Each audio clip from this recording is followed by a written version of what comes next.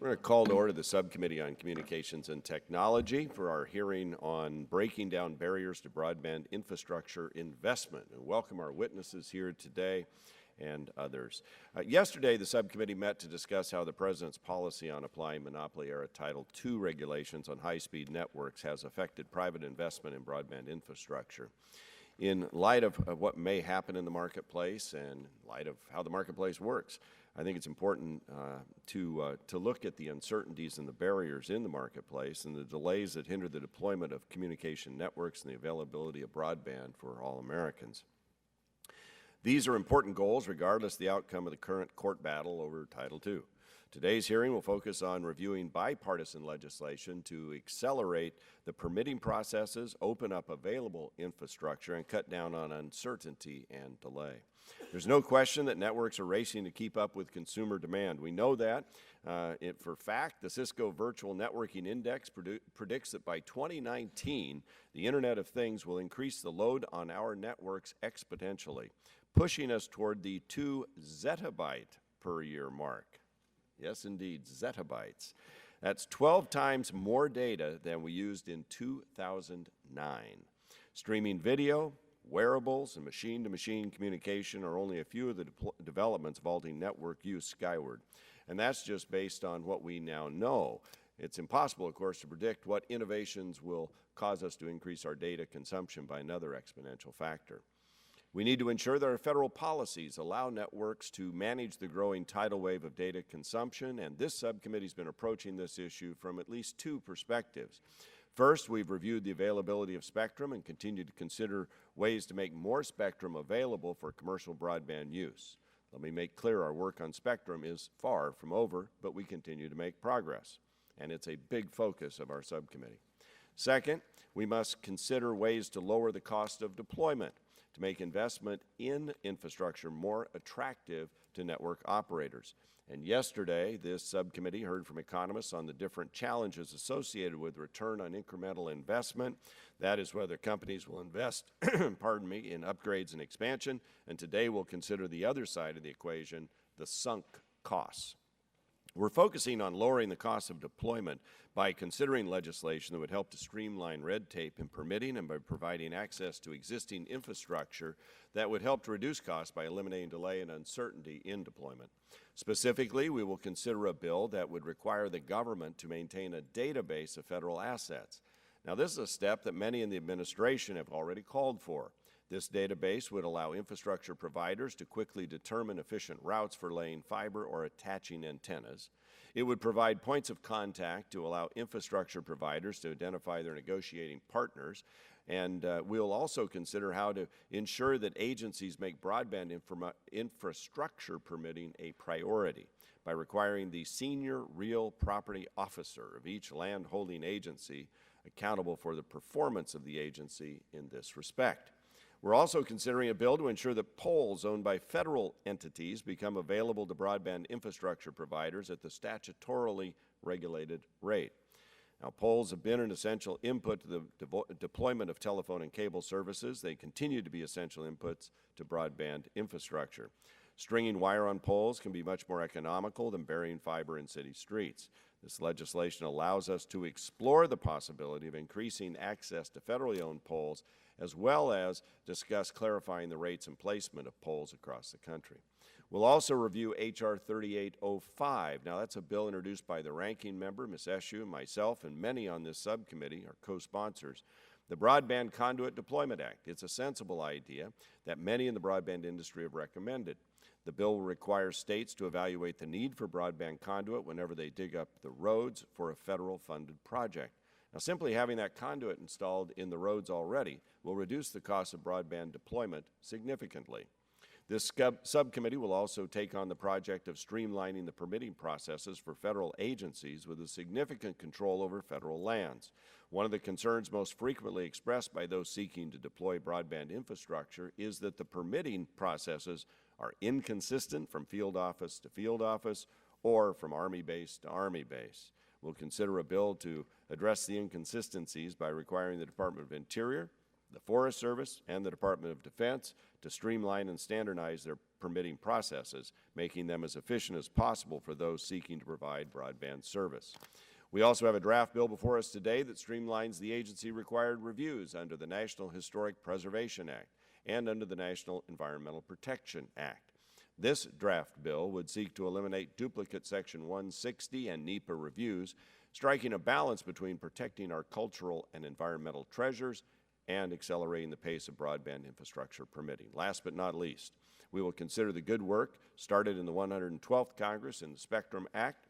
We required GSA to develop master contracts forms and fee schedules for the attachment of antennas to federal properties. We have a draft bill before us that makes clear that we expect agencies to use those master contracts forms and fee schedules. I'd like to thank our witnesses today for taking the time to comment on the legislation and to help us understand how we can improve the legislation as we move on to the next steps. Our intent is to maintain an open and interactive process in drafting this legislation so that we can strike the right balances and arrive at the right policies for spurring broadband deployment. With that, I'd recognize the gentlelady from California, Ms. Eshoo, for opening comments. Thank you, and good morning, Mr. Chairman. All of our thanks from this side for having this hearing, and welcome to the witnesses. Competition, competition, competition. We've heard Chairman Wheeler, members of the committee repeat these words over and over and over again, and yet 3/4 of U.S. households have access to just one broadband provider capable of offering the speeds needed to unlock everything the internet has to offer. This summer I heard from Vince, a constituent in Santa Cruz, who told me he pays about $140 a month for 2 landlines with long distance and a DSL line that's supposed to be 6 megabits. He told me that if he were actually able to get those speeds, the service would be almost usable for running his home business and having a movie night using Apple TV and Netflix.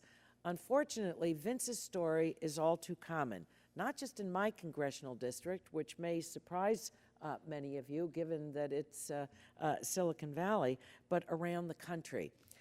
With competition come lower prices, faster speeds, and better customer service. Last week, Chairman Walden, and I'm so grateful to him for joining and being the Republican lead, along with 26 other co-sponsors, joined me in reintroducing my idea. Has been around since, 2009. But you know what? Some things take time to mature or be appreciated. The Broadband Conduit Deployment Act. It's commonly called Dig Once. And it's so common sense that I've even wondered why we didn't come up with this a decade ago. But at any rate, we're at it now. And it would mandate the inclusion of broadband conduit, plastic pipes, which house fiber optic communications cable during the construction of federally funded roads when there's a demonstrated need for broadband during the next 15 years. Well, we know that there is that demand. So it's common sense, it's bipartisan. It would expand access to broadband for millions of Americans, and the cream on the top is that it would save taxpayers considerable sums. So the subcommittee today is also considering 5 draft bills intended to improve and streamline government processes that can hinder the deployment of broadband. And I think they are all really terrific ideas. The best part is that if we can package all of these and move them forward, that collectively they will really put a dent in the problem that we have. So I welcome them, and especially by expanding the FCC's non-discriminatory access obligation to include telephone poles located on federal property. The federal government owns a lot of property in the country.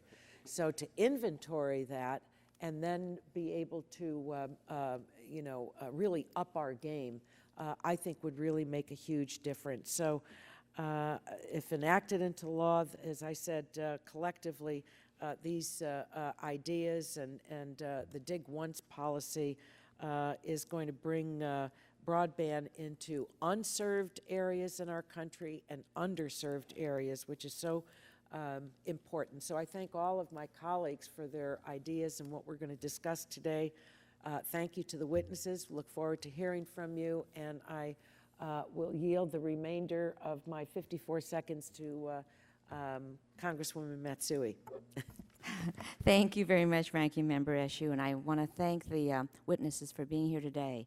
Today, the subcommittee is discussing 6 proposals to facilitate broadband deployment across our nation.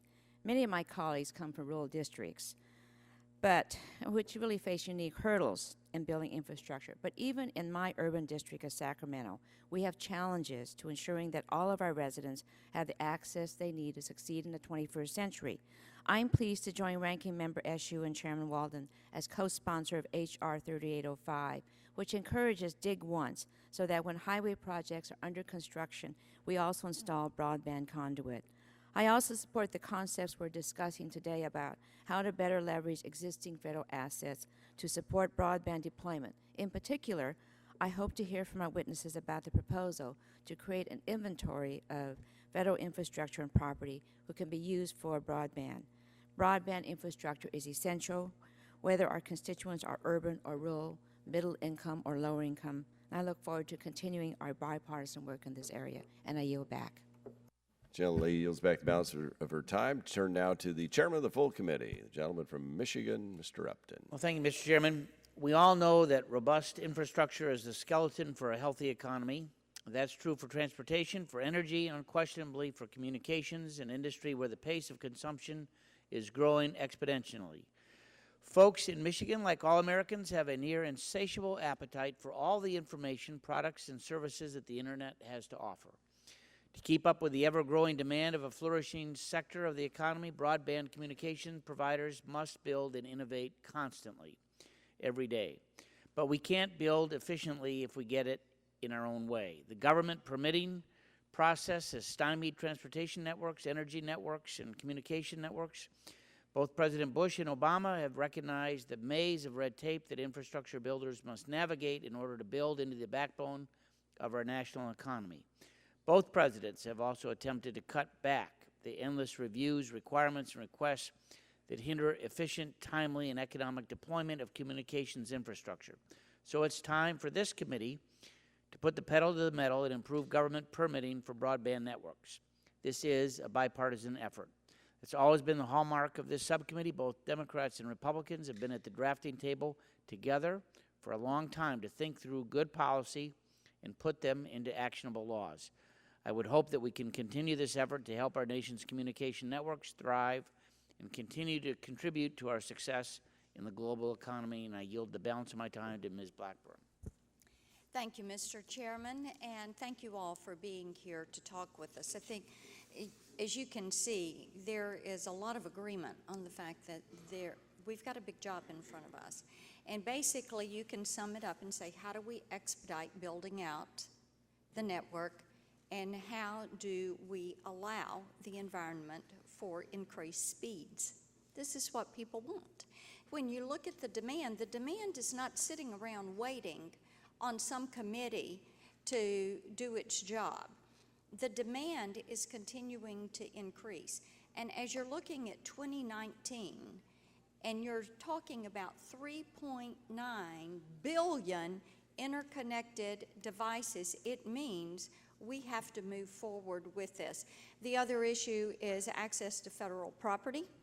It does need to be addressed, and as we go through this process, I would encourage, Mr. Chairman, that we look closely at how we approach that. And with that, I yield to any member who is seeking time. Mr. Latta gets the balance of the time.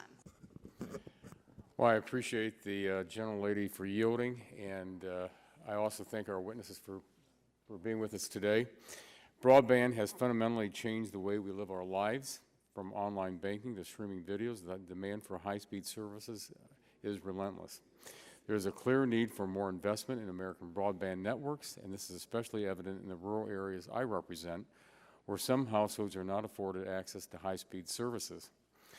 However, there are real challenges to investing in broadband infrastructure. The costs associated with building, maintaining, and upgrading networks is often overlooked and taken for granted. That is why our laws should not further impede build-out. The federal government should find ways to eliminate barriers and encourage a continued model of private network investment that has been successful in our country. I hope that the discussion that we have today will start a healthy debate on how to best assist deployment of this critical infrastructure to support wireline and wireless broadband services. And with that, I yield back the balance of my time to the gentle lady. Are there any other Republicans who want to use up the remaining minute? If not, I'll turn to the gentleman from New Jersey, the ranking Democrat on the full committee, Mr. Pallone, for opening comments. Thank you, Chairman Walden. I'll keep my remarks short because I think there's some other members who would like to use my time. Consumer demand for high-speed broadband continues to surge. To meet this consumer demand, we must continue to invest in the networks that carry our data. As we can see here today, discussions about whether to invest in infrastructure do need to have two sides. Our priority should never be whether to invest in infrastructure. It should be only how we invest. And the best way to build a sound infrastructure is to ensure that both industry and the government are working together. The bills we're considering today demonstrate how this is done. And I want to thank the authors of all of today's bills for their efforts and dedication to meeting consumer demand and doing it in the right way.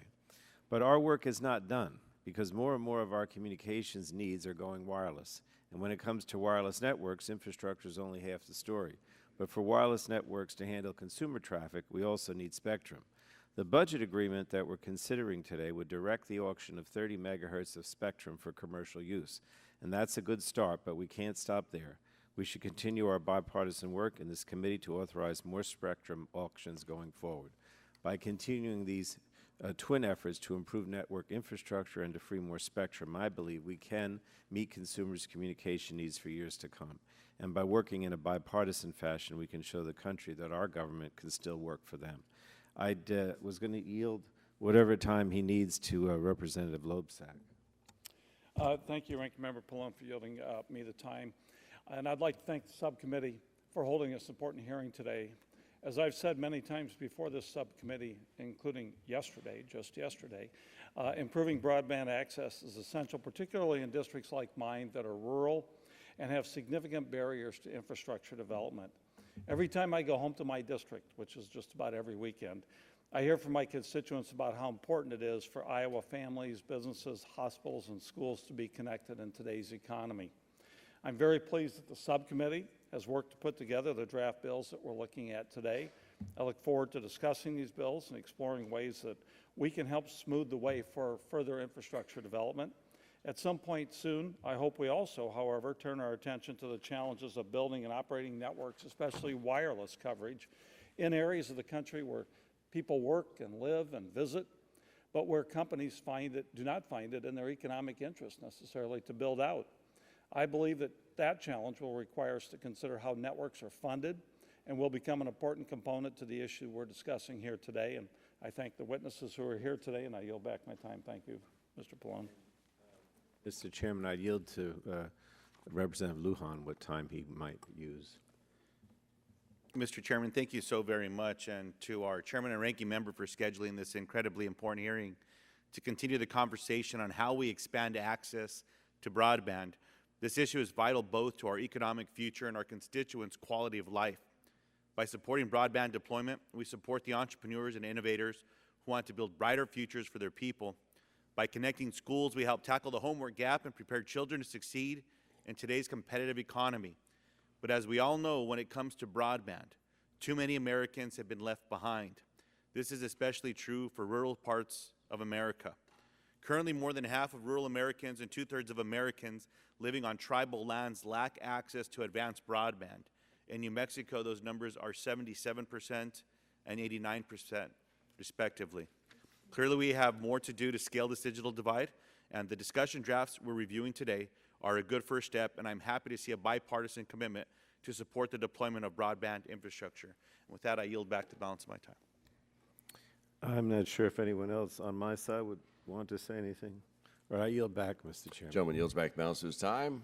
All time has expired. We'll now go to our witnesses. Thank you very much for being here, to each of you, and your testimony that you have submitted for us. We'll start with Heather Burnett Gold, who's the President and CEO, FTTH Council Americas. Thank you for being here. Pull that microphone, all of you, when you use the mics, just pull them uncomfortably close and make sure that little light is lit, and you'll be good to go. So thanks for being here, and please go ahead, Ms. Gold. Good morning, Chairman Walden, Ranking Member Eshoo, and members of the subcommittee. Thank you for inviting the Fiber to the Home Council Americas to testify on breaking down barriers to broadband infrastructure deployment. The Council is dedicated to accelerating deployment of all fiber networks by incumbent telephone companies, cable providers, competitive private builders, municipalities, and others. Fiber optic cable is, by any measure, the most future-proof wireline infrastructure. Recent studies show that all fiber networks promote economic growth and actually increase property values. Much progress has been made. Today, fiber-to-the-home networks pass approximately 30% of our households and many more of our businesses. Many agencies, from the FCC to state and local governments, have already lowered barriers and provided incentives for all fiber deployments. As the experience of my members has told me, there is much that needs to be done. I will focus on two such areas today: access to federal property and access to poles. Earlier this year, the President created the Broadband Opportunity Council, which focuses on federal agency efforts to facilitate broadband deployment. The BOC appropriately identified many actions to incent such deployment, but it is clear that legislative authority would further their implementation and make the federal government more efficient when administrating those assets. First, Congress should mandate creation of a complete and interactive database of federal assets maintained by agencies on which broadband infrastructure can be attached or installed. Second, legislation is needed to ensure that Dig Once is implemented by the relevant federal agencies where conduit is installed simultaneously with government highway construction projects. Third, legislation should require common permitting, application processes, and fee schedules for access to federal assets regardless of the technology being deployed, and obligate federal agencies to maintain records tracking applications and their resolution. Fourth, where historic, cultural, and scientific reviews have already been undertaken regarding a federal asset, subsequent providers seeking access ordinarily should not have to complete such a review. And finally, to reduce open-ended delays in the approval process, Congress should adopt a shot clock providing for automatic permitting approval after a specific time period. I would like to now turn to the significant problem providers face when seeking access to poles of utilities and local exchange carriers. In 2011, the FCC addressed some of the key problems service providers were facing with pole owners and attachments. Yet even after the FCC's action, the Council members still encounter substantial problems when seeking access to poles, which compels me to ask for Congress' help on their behalf. First, because attachers have found the FCC's timelines are regularly flouted by many pole providers, Congress should codify the timelines, direct the Commission to develop streamlined procedures for expeditious resolution of any complaints concerning timeline violations, and give the Commission clear authority to impose fines at levels that would motivate adherence to those timelines. Second, new legislation should make clear and provide for prompt enforcement of the obligations of pole owners to identify properly certified contractors that attachers can use to perform pole survey and make ready work in a timely fashion. Third, Congress should preclude utilities from requiring new attachers to pay for make ready to fix existing violations of others before obtaining access to poles, and allow only cost-based make ready charges for the work still needed after the violations are corrected. Fourth, Congress should simplify the Pole Act and eliminate the cause for continuing disputes by making clear that so-called cable rate, which the federal courts have found fully compensatory, applies to all attachers. Finally, all pole owners should be brought within the scope of the Pole Act and the FCC's implementing regulations. Other issues regarding pole attachments can be found in my written testimony. In closing, the Council commends the subcommittee for hearing concerns about barriers that stand in the way of fiber network deployment. We stand ready to work with you as you move forward. Thank you again for this opportunity. Ms. Gold, thank you for your testimony. We appreciate your comments. We'll now go to Mr. Scott Bergman, who is the Vice President for Regulatory Affairs, CTIA. Mr. Bergman, thank you for being here. Please go ahead. Chairman Walden, Ranking Member Eshoo, and members. Remember to push that button on that microphone. Thank you. There you go. Chairman Walden, Ranking Member Eshoo, and members of the subcommittee, thank you for the opportunity to share the wireless industry's perspective on promoting broadband infrastructure deployment. Sound infrastructure policy is a necessary complement to good spectrum policy. CTI commends the subcommittee for its leadership on a long-term spectrum plan to ensure that America's wireless industry can remain the world's leader and an engine for investment and innovation. We also applaud your focus today on promoting reasonable and predictable policies that enable timely deployment of wireless infrastructure. To that end, CTI commends the bipartisan staff discussion drafts and the Eshoo-Walden Dig Once bill. These proposals can help CTI's members effectively deploy the world's most advanced wireless networks. To build out wireless infrastructure that reaches all Americans, our members need access to locations controlled by the federal government and by non-federal government entities. In the roughly 3/4 of the country governed by the local zoning process, the FCC's 2009 shot clock order produced a framework that has provided clarity and accelerated wireless broadband deployment. That order established much-needed deadlines for local governments and recognized that co-locations, which take place on existing sites, should move faster. CTI supported the FCC's order and helped defend it in court, where it was upheld in a 2013 Supreme Court decision. The shot clock order has already begun to produce positive results. Citing applications that were backlogged began to move, speeding facilities deployment and improving network coverage. And a number of states have embraced the successful shot clock approach, most recently California just 3 weeks ago. Congress took an equally important step when it adopted the 2012 Spectrum Act. In Section 6409, Congress provided that zoning authorities may not deny and shall approve eligible requests to modify existing wireless facilities. As implemented by the FCC in 2014, this ability to co-locate by right is enormously helpful to carriers as we migrate to new generations of technology and look forward to 5G. But more needs to be done. The FCC has helpfully started a proceeding to speed deployment of small cells and is working to permit greater access to so-called twilight towers. We urge the Commission to complete these proceedings expeditiously. Unfortunately, Section 6409's provisions for federal property have not been implemented as successfully or as rapidly. The Act directed GSA to establish common processes and contracts for wireless antenna deployments on federal property, and GSA was required to develop a common application form for federal easements and rights-of-way. Despite a 60-day deadline, GSA only recently acted on Section 6409. While we commend GSA's efforts, federal agencies must consistently adopt the standardized forms and contracts in order to fulfill Congress's intent. Congressional oversight is particularly important because the federal government controls several thousand buildings and roughly 28% of the U.S. landmass. Siting on these properties today is often complicated and time-consuming. Even lease renewals are often lengthy and bureaucratic. These delays deter investment and harm consumers. So we encourage the subcommittee to make federal siting process look more like the municipal process. This will produce revenue for the federal government, will help improve and extend service, it'll spur investment and jobs, and it will enable government users, the private sector, and the public at large to benefit from America's world-leading wireless networks. So in addition to moving forward with the Dig Once legislation and the staff discussion drafts, CTI offers several recommendations. First, federal agencies should have deadlines for acting on requests to site on federal properties. Those deadlines should reflect the lesser impact associated with co-locations.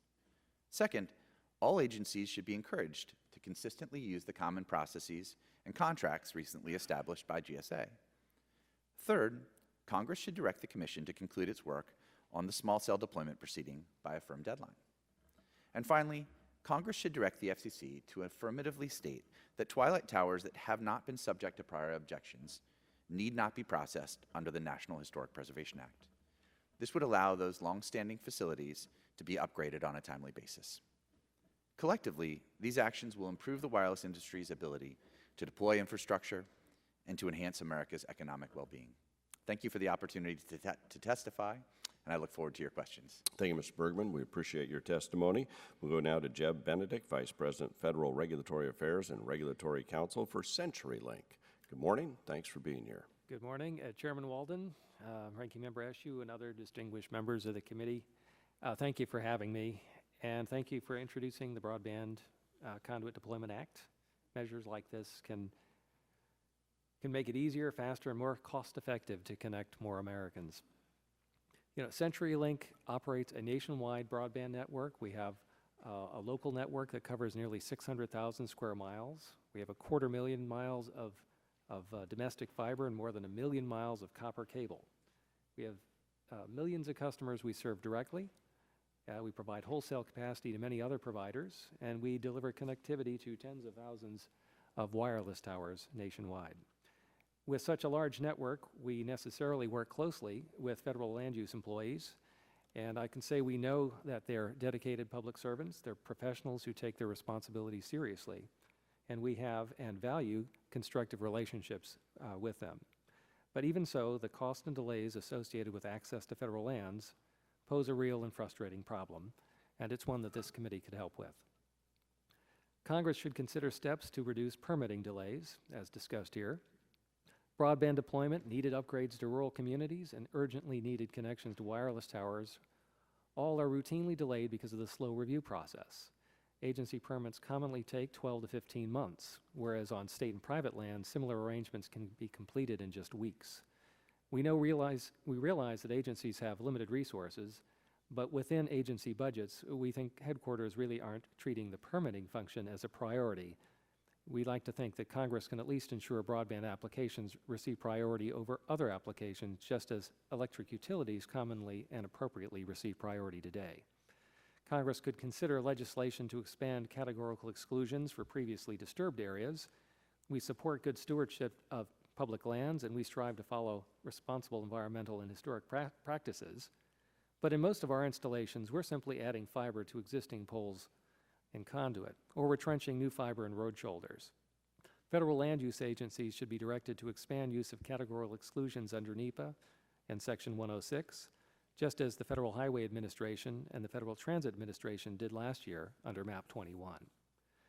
Congress should consider steps that minimize or eliminate federal permitting fees and lease rental for broadband facilities. Any dollar spent on federal right-of-way is a dollar unavailable for network. Where economics of deployment are marginal, some people won't be connected or upgraded when they otherwise could be. Congress also should encourage better interagency coordination. Permitting delays are most frustrating when a fiber route crosses several agency lands, or more than one agency must approve our request. We're held hostage to whichever review is slowest. This committee could also examine some of the other barriers to broadband deployment. It could help ensure that we have equal and non-discriminatory access to municipal and cooperative poles. We're compelled to make our poles available to other providers, but co-ops, munis, and public utility districts routinely deny us access or demand unreasonable fees. Congress should ensure municipalities can't discriminate in access to public rights-of-way. Too many jurisdictions charge us an unreasonable rate for permission to place our facilities in the public right-of-way. And many others give providers, especially municipal systems, free access when we're assessed discriminatory franchise fees, taxes, permit requirements, and rights-of-way fees. Congress should also clarify the limited rights of railroads in rights-of-way that are granted by the government. It should confirm that other users have reasonable, cost-effective access to those public corridors. We've seen signs of improvement on federal rights-of-way issues. We welcomed the President's 2012 executive order. We appreciated the White House OSTP's review of the categorical exclusions and the Broadband Opportunity Council's attention to access and permitting. And Congress has helped with measures like MAP 21 and the legislation being discussed today. These are all positive starts. We look forward to working with Congress, with the federal agencies, and the White House to help promote needed broadband infrastructure investment, especially in rural areas. Thank you for letting me appear today, and we'll welcome your questions. Mr. Benedict, thank you for your testimony. We appreciate it. We'll now go to Ms. Deb Scotia, who is the Executive Director, Next Century Cities. Ms. Scotia, thank you for being here today. We look forward to your testimony. Thank you. Good morning, Chairman Walden, Ranking Member Eshoo, and distinguished members of the subcommittee. My name is Deb Scotia, and I'm the Executive Director of Next Century Cities, a bipartisan city-to-city initiative with 120 member communities across the country. Our leaders are dedicated to ensuring that all have access to fast, affordable, and reliable broadband. High-speed internet access is essential. From our smallest community, Alford, Massachusetts, to much larger cities like Los Angeles, our members are committed to universal, high-quality internet access from multiple providers. And not just for economic development, but to improve the quality of life for everyone in the community. Our communities are doing yeoman's work, wiring businesses, schools, and residents. On behalf of our membership, representing 25 million Americans, our message today is simple. This is hard work. And we welcome bipartisan federal leadership to reduce the cost and time-intensive burden on Next Century City members and communities across the nation. For example, easing access to federal land and assets for those deploying next-generation networks will encourage investment from both public and private entities. Dig Once policies will reduce capital costs and streamline new broadband deployments. Consider Santa Monica, California, which adopted Dig Once some 20 years ago, thus lowering the cost of both public and private investment throughout the city. The city leases to many ISPs, and that means real competition for local businesses. They also use their conduit and fiber to connect more than 100 buildings and deliver wireless connectivity to all major city corridors. Elsewhere, Mesa, Arizona, has used Dig Once to encourage private sector investment from both ISPs and from high-tech firms that can use the conduit to establish redundant fiber pathways.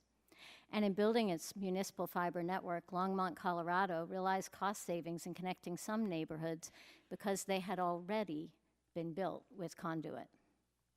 This July, Next Century Cities released a comprehensive policy agenda identifying concrete steps that all policy stakeholders could take, from government officials to community members to members of the civil society of non-governmental agencies and institutions. All can take steps to achieve fast, reliable, and affordable internet access. And our recommendations included Dig Once approaches, a low-cost solution at all levels of government. Next Century Cities believes that conduit can make significant difference, particularly at key bottlenecks such as bridges, overpasses, and railroad crossings. Particularly in rural areas, the cost of deploying fiber is far higher at these bottlenecks. Navigating these bottlenecks is especially challenging for new entrants, whether local companies, local governments, or other entities that lack the existing infrastructure of long-established providers. We're particularly interested in your deliberations on pole attachments. Some of our members own their own poles. Others have struggled to gain access to privately owned poles in a timely manner. So we're uniquely suited to participate in these conversations. In our experience, one of the fundamental challenges with pole attachment is not just the cost, but the time it may take for make-ready to occur, despite the FCC's existing shot clock order. To the extent the FCC is directed to examine this subject, it should investigate both time and costs. We believe it's useful to have more information on the location of poles and ducts. The one thing we are concerned about is the significant burden this mandate may place on cities and small utilities. We therefore encourage Congress to focus on the larger utilities that will cover the majority of our population, rather than on the smaller utilities and cities that may not have yet fully computerized records. We'd like to stress that while pole attachments are a concern for some network deployers, we hear as much or more frustration about the challenge of crossing railroad rights-of-way, and we hope that Congress will soon address that potential barrier to investment. Day by day, the need for fast, affordable, and reliable broadband becomes more evident. Communities across the country are recognizing this urgent need and developing the critical broadband infrastructure their residents demand. And it is an issue that transcends partisanship here in DC and in communities nationwide. I'm encouraged that the subcommittee has chosen to hold this conversation today. Hearings such as this can provide a critical platform for communities to share their experiences and develop opportunities for collaboration with federal policymakers. I look forward to continuing to work with members of the subcommittee and your colleagues to ensure that communities across the country can enjoy the next generation broadband that is now crucial infrastructure for all citizens. Thank you. Ms. Scotia, thank you for your testimony. I want to thank all of you. It's been most helpful in our efforts here. I'm going to start off with a couple of questions. First of all, I want to tell you what we face in a district like mine, which would stretch from the Atlantic to Ohio. It's one of the biggest land masses for a single district, other than some of the single member states. I was in Mitchell, Oregon recently on a Sunday afternoon with a town hall, population 126 people, and there were probably 20 or 30 people at the town hall. They've been waiting 2.5 years for the Bureau of Land Management to finish a NEPA so that they can plug 4 power poles into the ground and finally get 3-phase power to this town. 2.5 years. And still don't have a decision. Meanwhile, they were pretty excited because finally they have some level of cell service if you're a Verizon customer, because they bought these little extenders. And so now in downtown Mitchell, Oregon, which is about a block and a half, if you're a Verizon customer, you can actually get cell service. There's a major east-west road that goes through this area with thousands of people every day going past. The city has a pay phone booth there. The younger people in the audience will explain what that was. That the city pays for and a local grocery store houses, just so they have a phone in town. So this occurs all across the country. 55% of my district's federal land, we face this NEPA issue on everything. And it shouldn't take 2.5 years to figure out if you can put 4 power poles in the ground, but it does, and they're not done yet. So I guess I appreciate your testimony on what we're trying to do here. I want to ask Mr. Bergman more about the shot clocks, because I'm intrigued by what you talked about there and others, as well as if you could, all of you are open to this one, on these Twilight Tower issues and if you can talk in layperson's terms about what that really means that's going on out there. So Mr. Bergman and others, we'll start with you. Shot clocks, do they work? We've tried to put them in other bills because we think they work. But clearly, if the GSA took 3 years to do something, we mandated them 60 days to complete, we got a problem. Well, they have a problem. Mr. Bergman. Thanks so much for the question, Mr. Chairman. And unfortunately, the experience you described is not an uncommon one when looking to site on federal lands. It's something that our members have experienced, and particularly in parts of the country where extending coverage is really critical to the local economy and to public safety. Making sure that we have wireless infrastructure siting on federal lands is really key to that mission. So learning the lesson from what Congress did in 2012, I think, is really instructive. When Congress adopted a shot clock for the ability to co-locate in the municipal context, what we found is that the process started to move much more quickly. And we found that with the FCC's 2009 shot clock order. But in both cases, applications that had been backlogged started to move. Our folks were able to deploy. And now we need the same sort of discipline to the process on the federal side as well, too. Okay. Others on the panel want to comment on that? I will mention that this issue applies to our rural communities as well. And one of our rural communities was trying to build a public safety network, and it took them 2 years longer because of the time required to get permitting. And in some of our urban communities, they suffer with long-term permitting issues as well. And in some cases, our cities have determined to just find more expensive workarounds rather than ask for permission to use federal. We're fighting this with a major power line, the Boardman to Hemingway line. And to avoid going on the federal ground, I'm convinced Idaho Power is picking the private ground because they can use their powers of eminent domain, which they're trying not to do. But it's taking irrigated ag land out of production because they just don't want to fight this fight on the federal ground. That's right what there. we're finding as well. Mr. Benedict? We have similar frustrations, and I should also add that there really is no wireless without wires. Right. So a delay that's affecting a cell tower, even once resolved, if we are facing delays getting our fiber, routed to the tower, it's still out of operation. Yeah, Ms. Gold? My members face all the same frustrations. I think the example I used was a 250-mile fiber route where they built the two ends, completed two ends, and waited for the 8 miles in between on the federal property an additional 6 months. Out of 250 miles, it Right. was 8 miles They had federal. 8 See, I'm just miles in talking the 4 middle. power poles. 2.5 years. And they have pending, similar company has pending federal permitting applications that are been in place since May of 2014. So I think the frustration is real. Yeah. Thank you all. We'll turn now to the gentlelady from California, Ms. Eshu, for questions. Thank you, Mr. Chairman, and again, thank you to each of the witnesses. This is a softball question. Do you all support the dig once policy? Yes. Yes. Terrific. A+, passed. Last week, there were several elected officials in one of my local communities that wrote to me about the need to ensure that federal policies don't undermine their local permitting decisions for wireless facilities.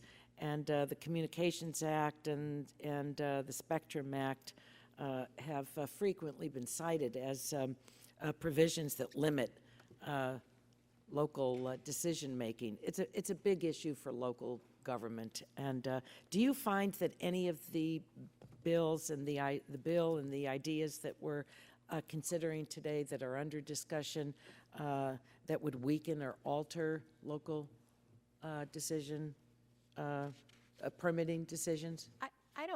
I don't see that. My members, generally, when they get to a community, the community is so happy to have the deployment of fiber networks that they work with them. And this is a subject that we talk to our communities about a lot, how they need to situate themselves in order to welcome fiber providers. Don't find anything menacing in what we're doing relative to that issue? No. Good. Ms. Socia? It's a lovely name. I regularly hear from constituents that are, and I mentioned it in my opening statement, who are frustrated by the high cost of broadband and a lack of choice in service providers. Your members include two of my constituent communities, the city of Palo Alto and Santa Cruz County. Have you seen evidence that the cost and speed of service are improved when local governments deploy high-speed broadband in their communities? Indeed, we have found that to be true. Whenever there is a new entrant into the market, it has become very clear that more investment happens, not less, and that, in fact, the cost for broadband reduces and the speed increases. On both fronts. That's excellent. Mr. Benedict, in July, we heard from Governor Lewis of the Gila River Indian community about the challenges of bringing broadband to tribal communities. You noted in your testimony that it can be especially difficult for your company to deploy or upgrade broadband on tribal lands, and given the costs and the challenges in accessing federal lands. If the 6 draft bills before the subcommittee were enacted into law, would CenturyLink be able to expand its deployment into unserved tribal land? It's a big issue that many of us have raised for several years here. And it really is a form of neglect, real neglect in our country. So can you enlighten us on this? Well, the challenges, of course, are low population densities. And with the size of our footprint, we have a great many areas that are low density. We also have made a commitment to the FCC for Connect America Fund build out to 1.2 million locations, including in tribal communities.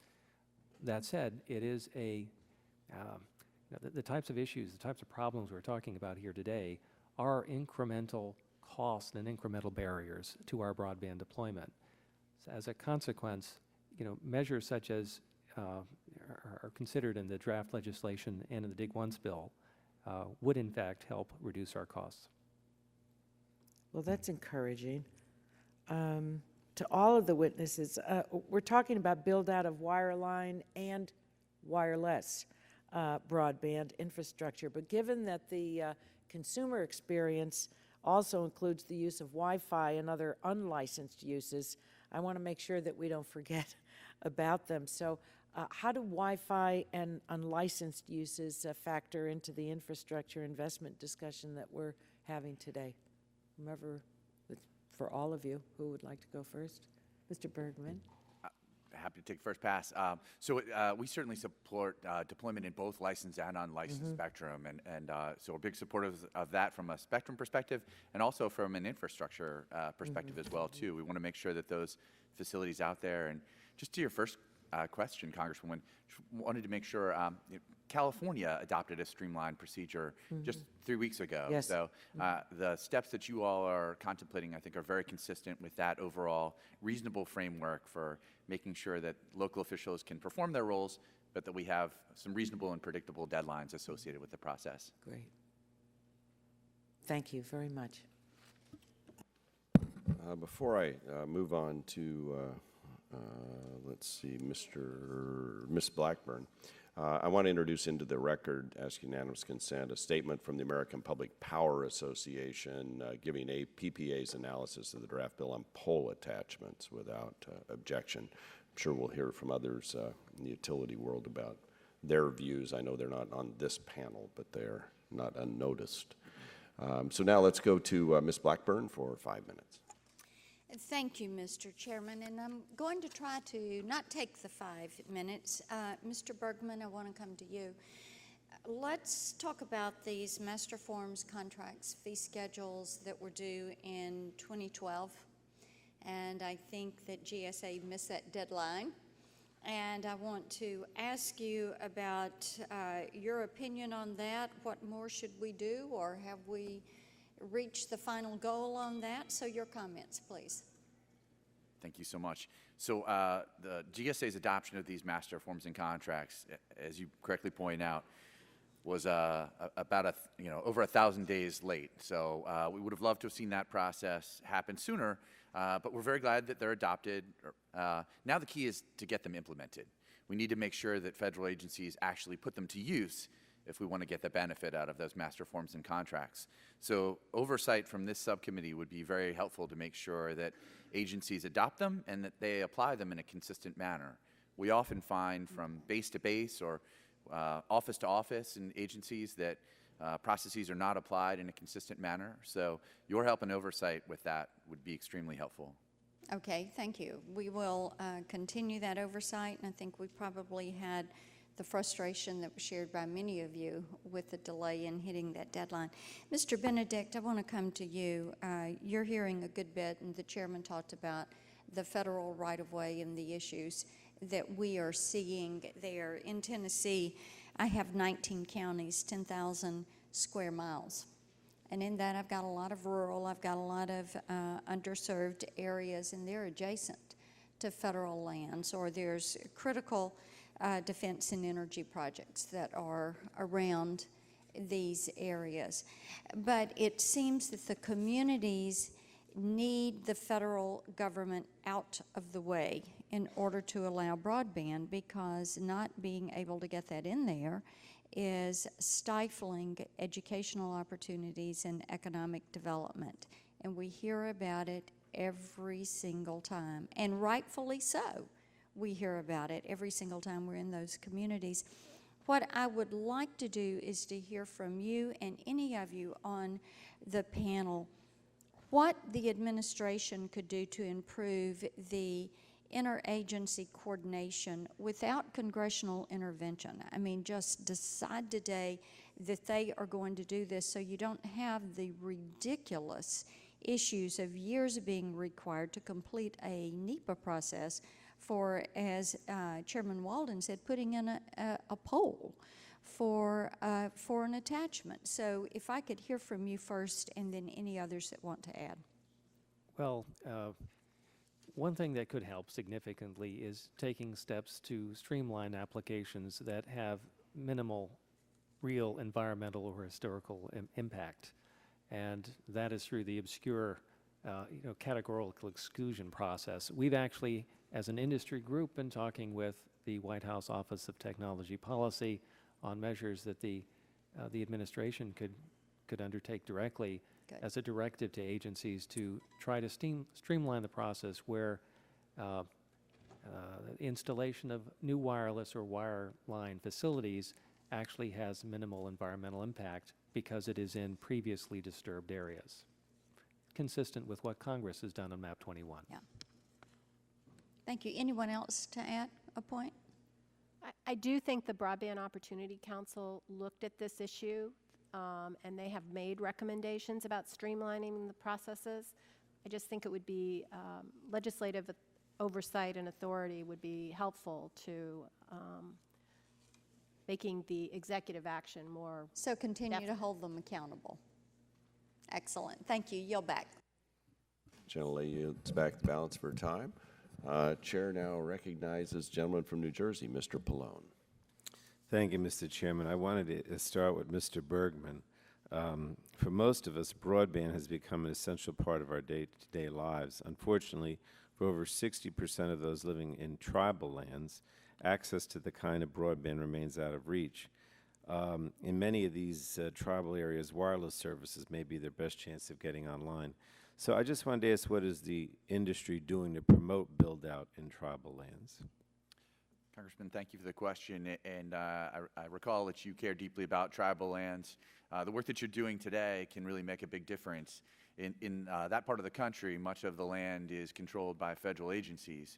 So taking some of the steps that we've been talking about today to put some deadlines on BIA, on BLM, can help us build out infrastructure to those areas more quickly. I might point out another area as well, too, which is that the FCC has talked about ongoing funding mechanisms to support build-out in rural areas and in tribal areas for mobile broadband. And so the attention of this committee to making sure that those mobility funds and tribal mobility funds are fully implemented can also help as well. All right, thanks. Ms. Socia, for much of the country, the private sector has done a good job making sure consumers have access to high-speed broadband, but still gaps remain, and I don't think we'll find a silver bullet to close those gaps, which is why the draft bills we're discussing today try several different approaches. What do you think the federal government could do in striving for this goal? Do our discussion drafts help move us forward?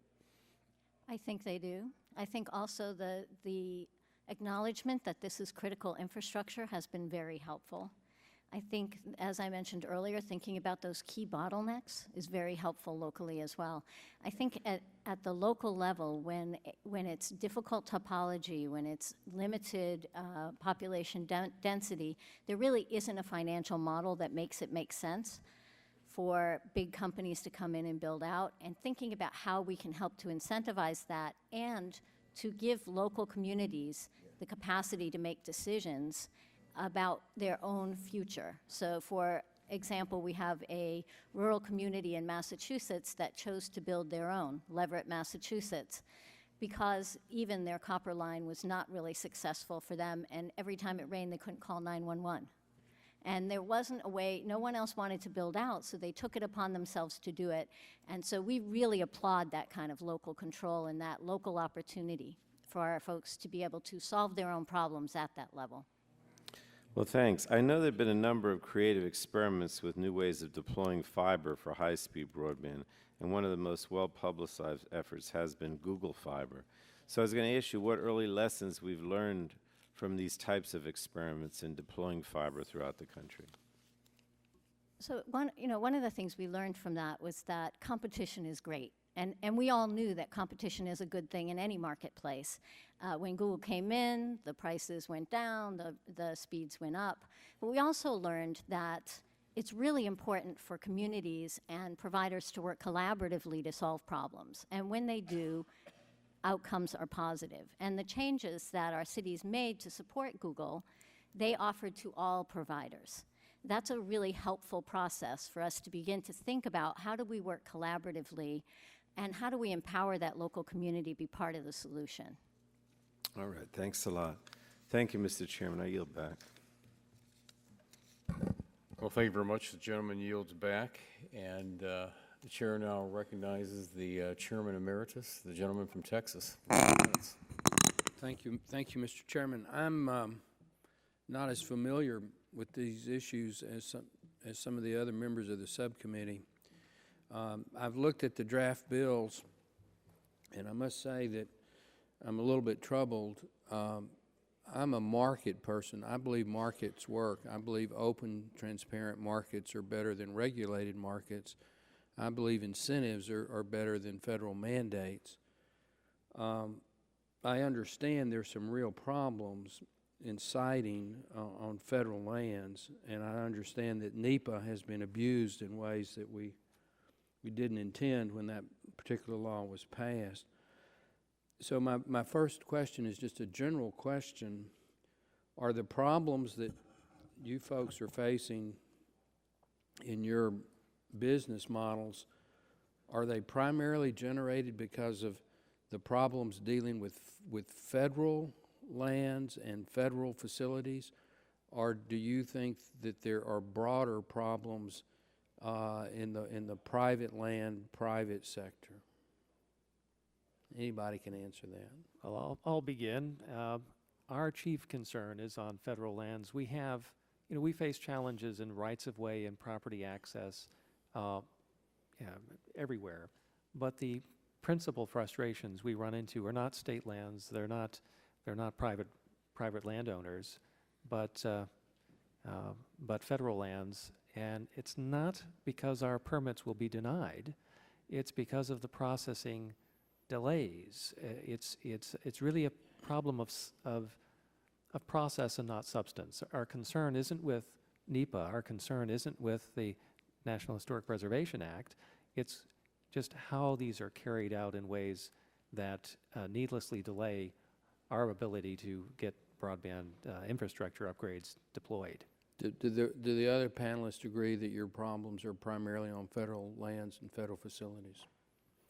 Okay. Well, I appreciate that. I'm going to yield back. I just want to say I am troubled that we are beginning to take the position that access to wireless programs, wireless products, wireless services are some sort of an entitlement. Some people would hope that we'd have a McDonald's on every corner, but we let the market decide where we put McDonald's and Burger Kings. Generically, I think we should let the market decide when and where broadband is deployed. It's obviously much better than the old copper systems and the old telecommunication systems we had only like 10 or 15 years ago. But to begin to take the position that somehow this is an entitlement that the most rural, least densely populated part of our country should have the same services as downtown Manhattan, to me just is not correct. And in any event, the bills that deal with federal access, Mr. Chairman, I'm generally supportive of, but I want to tread lightly in this area. And with that, I would yield back. Well, thank you very much. The gentleman yields back, and the chair. Oh, wait. Oh, I'm sorry. If I still have time, if somebody wanted to ask me a question or. The gentleman yields. I think the gentleman from. Mr. Chairman, the only point that the observation that I make, Mr. Barnes, representing one of those rural states like Mr. Greg Walden, is I was just sharing with our ranking member issue is that you can board a plane in Albuquerque, New Mexico. I've done it. And you can stay on the internet until you land in New York or San Francisco or Washington, D.C. or Dallas, wherever you go. And so if the technology exists for us to be able to stay connected at 30,000 feet, traveling at those speeds, it appears that the technology would exist to connect the United States of America. We just need to figure out, you know, what that piece is. And so not necessarily from the perspective of, as I would describe it, as an entitlement, but connectivity is essential for safety purposes today, especially as we're seeing the abandoning of many of those antiquated copper systems that aren't being maintained. And now we're even plain old telephone service is starting to lack in many of these communities as well. So I think that, you know, therein lies an opportunity where market forces have worked, satellite deployment in other areas where we can see how we can connect other people. Well, the gentleman's time has expired, and the chair now recognizes the gentleman from Pennsylvania for 5 minutes. Thank you, Mr. Chairman, and I want to thank you for holding this hearing and thank the witnesses appearing before us.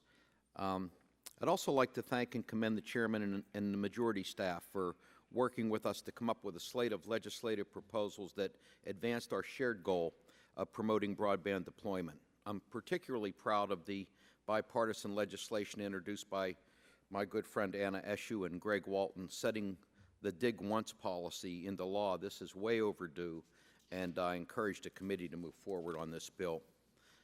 Let me start by asking Mr. Bergman a question. You mentioned in your testimony many of the challenges faced by wireless carriers in deploying wireless infrastructure on federal structures and federal lands.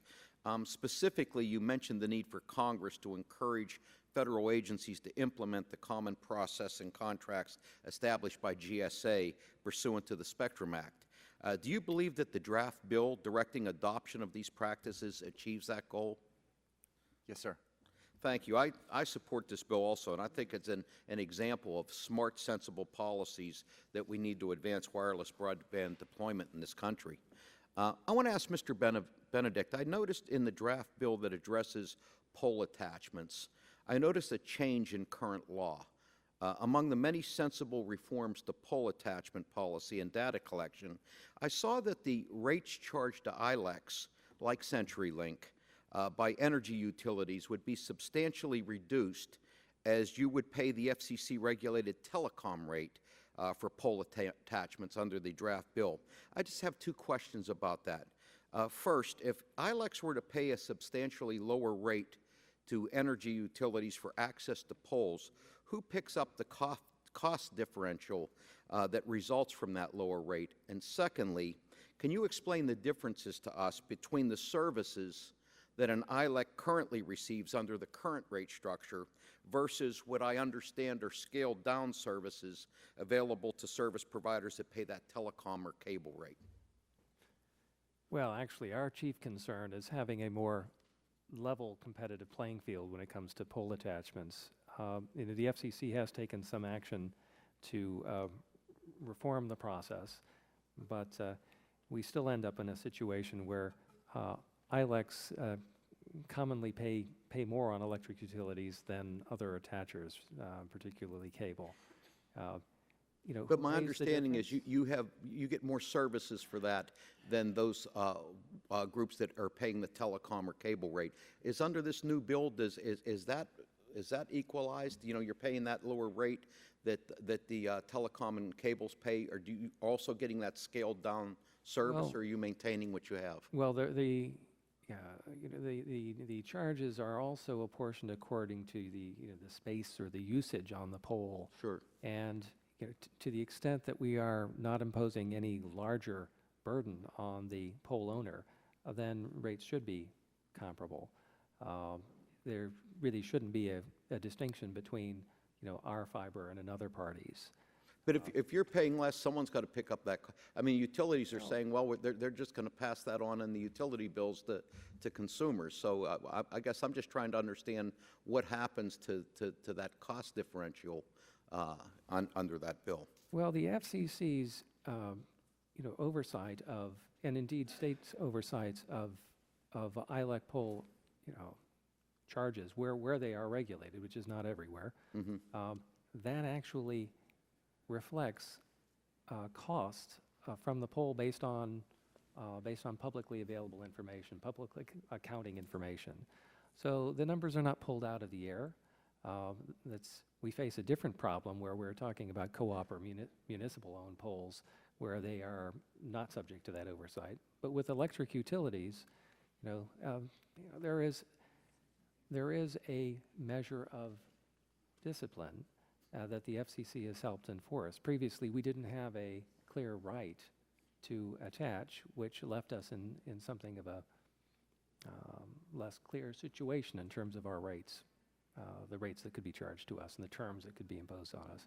Ultimately, we all have an interest in advancing broadband deployment and broadband upgrades, and the cost of attachments are significant, especially in rural areas. I mean, if we're looking at a $25 or a $30 pole attachment rate and need to attach to 10 or 12 poles to reach a No, customer. I understand that. I'm just saying if your costs go down, somebody's picking that up, and I'm just curious who's picking up that additional cost. Well, I can't speak to that, but I can say that the costs are often higher than they ought to be.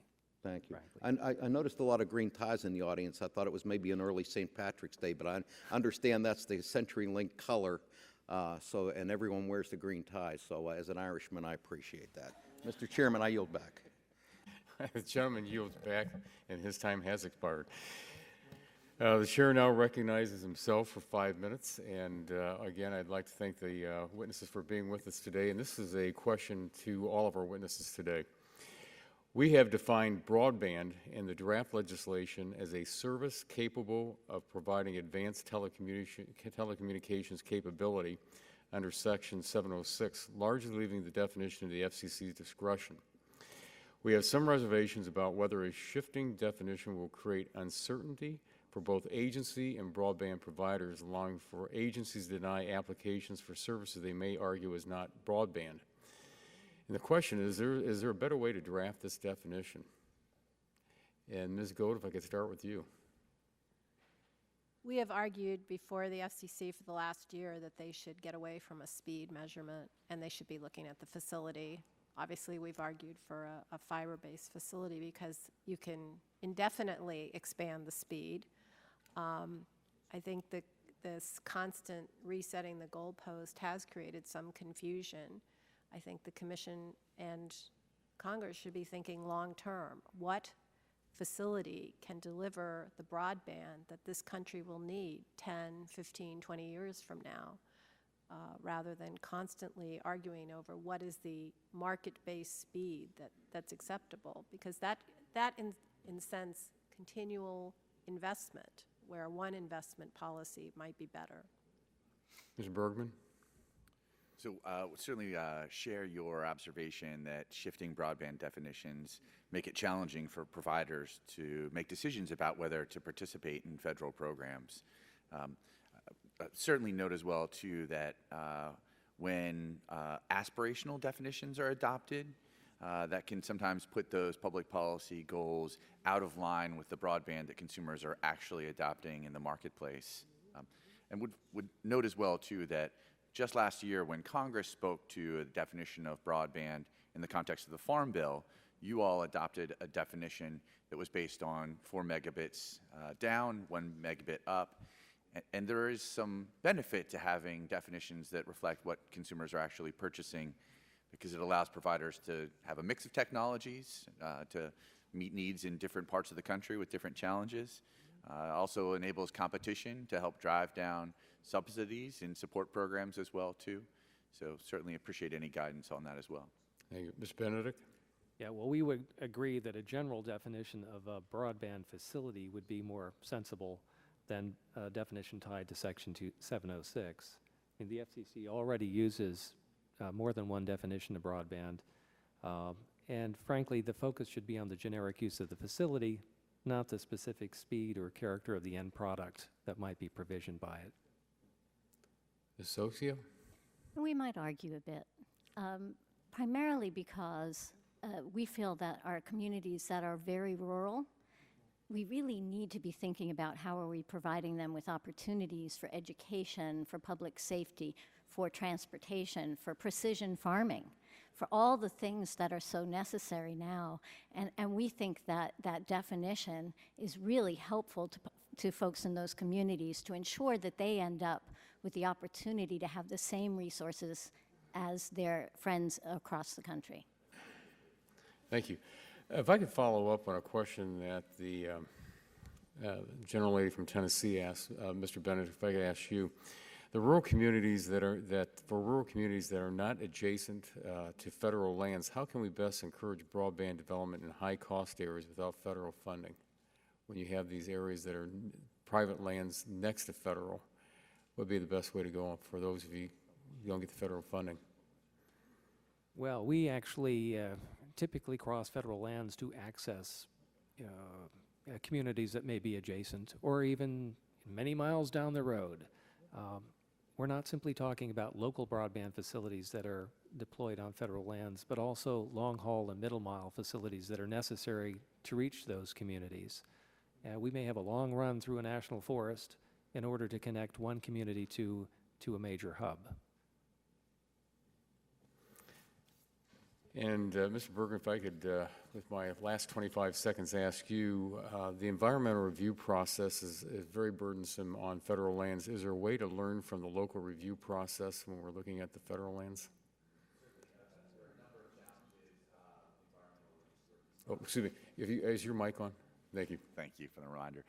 So there are a number of challenges with the environmental review process, but certainly an absence of deadlines is one of the chief challenges.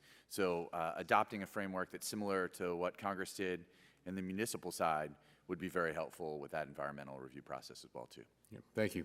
And my time has expired, and the chair now recognizes the gentleman from Iowa for 5 minutes.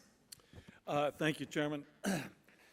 As I said earlier, I'm really glad that the committee is addressing opportunities to expedite and streamline the processes for build-out on federal property. It's very, very important.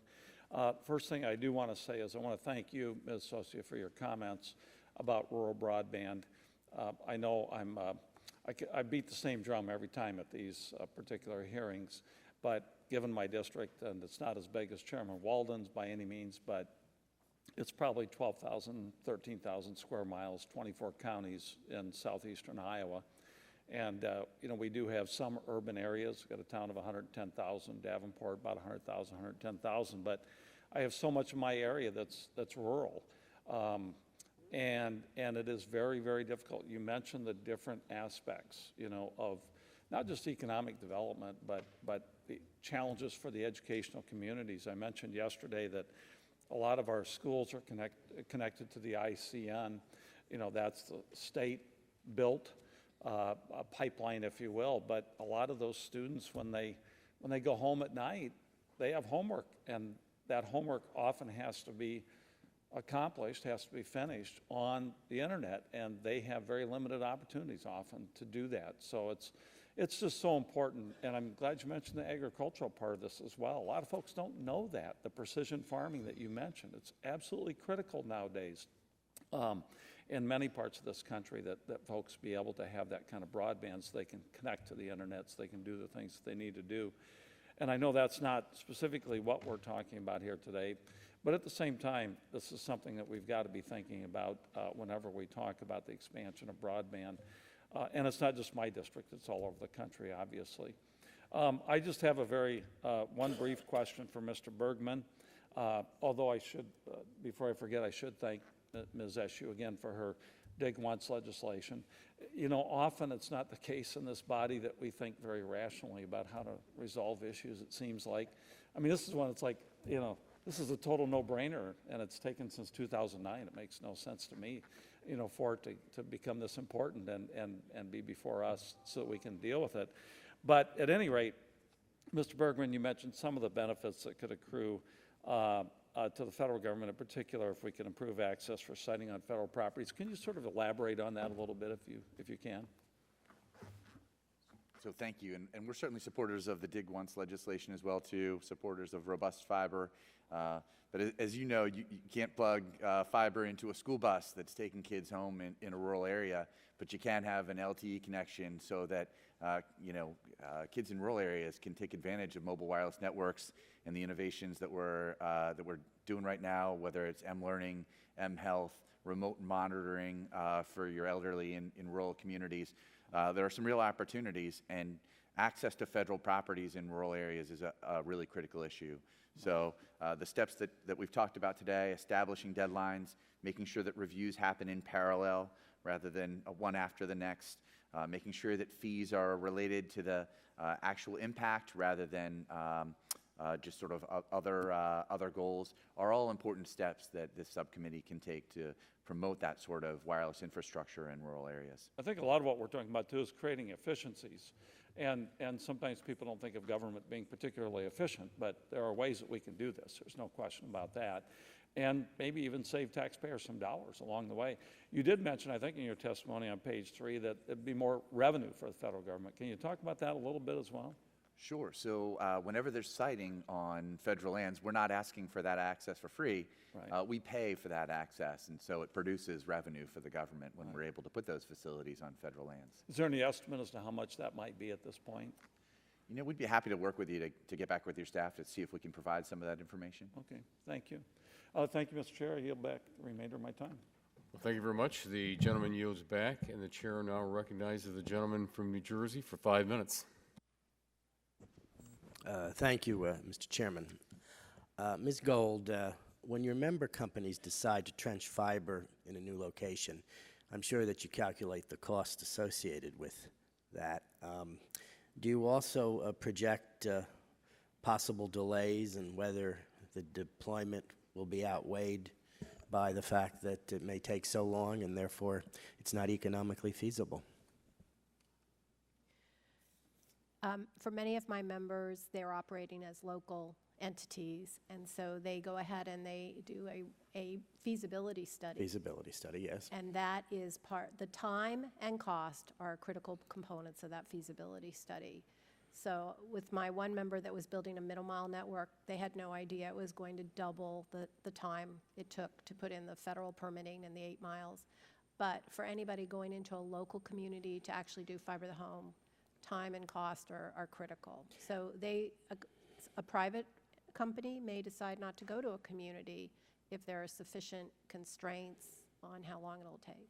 And is it your experience that this is often the case, that worthy projects are either delayed or not, do not reach fruition because of that? It's hard for me to answer that because the projects we see are where they're moving ahead. In other words, the community has already determined that they want this asset, and so they're working to make it come about as expeditiously as possible. Obviously, when they have to cross federal property and there's a delay, that is a fly in the ointment. But your universe, therefore, may not be the complete universe because of projects that you do not see because they have been abandoned. Exactly. Is there anyone else on the panel who would like to comment? I would Yes, mention that Ms. Sosha? Yes, thank you. In some cases, our members have found that there has been a significant delay for one project, and in the next project, they therefore choose not to go on federal lands and to instead really increase the cost by doing a workaround. I see. And so it really is problematic for a lot of the communities that we support. Mr. Benedict? We've run into similar situations, and if the cost or delay of securing that federal right-of-way gets to the point that it's unacceptable, if we find another way around, we're talking about a longer route. Our projects are typically budget limited, which means that we have to scale back the amount of build-out in that local community. That basically means that there are houses, possibly businesses in that community that would have been upgraded that we now can't. Thank you.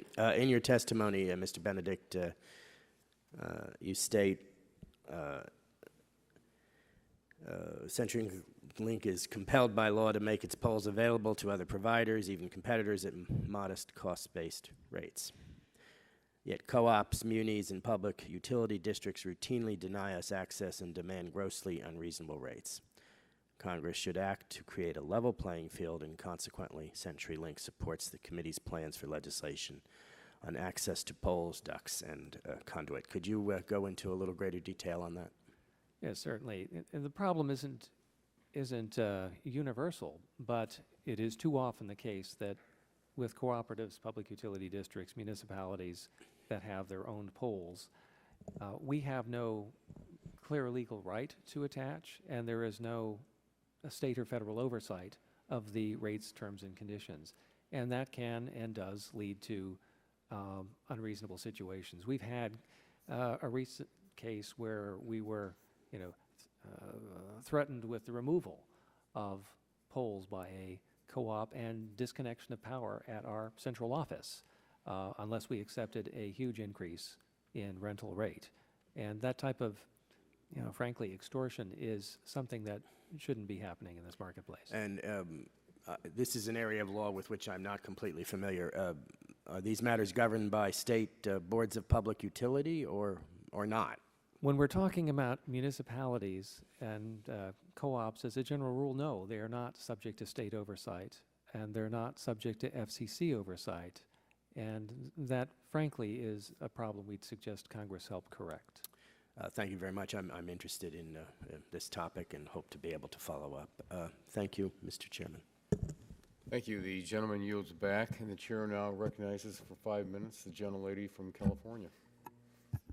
Thank you, Mr. Chairman. Ms. Gold, you spoke about the importance that localities can play in accelerating their deployments. In my congressional district in Sacramento, as part of our light rail expansion, a fiber backbone was installed.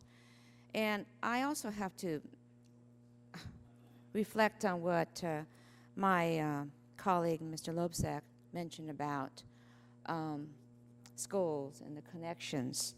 I say this because I represent an urban area, yet I'm hoping that this fiber that's already in the light rail expansion that really connects to community colleges. There's a lot of territory in between which is economically depressed. And I'd like to leverage this fiber that's the expansion has provided here. So I'm asking you, how can we best encourage broadband providers to leverage this fiber? So we have seen in several situations where the availability of a robust middle mile network, often the cost, and I think this CenturyLink testified to this, the cost of getting to a community can be as expensive as building it out. But once you have the access, the middle mile access, which you now have, that helps incent fiber deployment actually to the premises. There are several models. As Ms. Sosha said, there is no one model for every community. We have found demand aggregation models, which was the big innovation that Google brought to play, has worked very well even in lower income areas. One of my members is building out the state of Mississippi, and they're going to towns as small as 3,200 constituents, and they've done it by using their middle mile network, and then actually building a demand aggregation model in that community where people all sign up, they pre-sign, so Yes. people know exactly where they're going to go. Communities have a lot of assets in place, such as access to buildings for central offices. They have the common conduit where a fiber provider could pull fiber. So these are the kind of assets that a community needs to have an inventory of, such as we need an inventory of federal assets. Community assets inventories we're talking about. So if we identify, for instance, some anchor institutions like libraries and particularly schools that might be strong, those might be assets that we could leverage. Absolutely, especially if they need fiber access, because then you can get funding to help build those, which releases more financial availability to actually build to the homes. Okay, that's good. Thank you. Ms. Go, do you also endorse the concept of the inventory of the federal assets on which broadband can be attached or installed? Will using these existing assets drive down the cost of expansion of fiber networks? I think it's very important for any fiber deployer, be it local or long haul, to know where they're going and what's available to access. And yes, that will drive down the cost of a feasibility study. It will release then more funds to actually put fiber in the ground. Okay, great. Mr. Bergman, when it comes to broadband, we know that increasingly consumers are relying on wireless, and this is especially true for our minority populations and low-income Americans. What are the biggest barriers to wireless broadband infrastructure deployment? So, Congresswoman, I think you're exactly right. We see the same thing, which is that minority and low-income consumers are active adopters of mobile wireless and mobile broadband. They tend to have mobile broadband as their primary connection to the internet. They tend to be heavy users of the mobile internet. As we look to upgrade our networks, we're trying to make sure that we can provide all of the services that our consumers want. And so a big part of that is building out these next generation networks that have much higher capacity. And so being able to do things like deploy DAS and small cells, which are much smaller than traditional macro sites, but allow us to provide that kind of capacity is really critical. The FCC is working on a proceeding right now to speed the deployment of those small cells, and we think that's really helpful. We've appreciated the opportunity and continue to work with the FCC.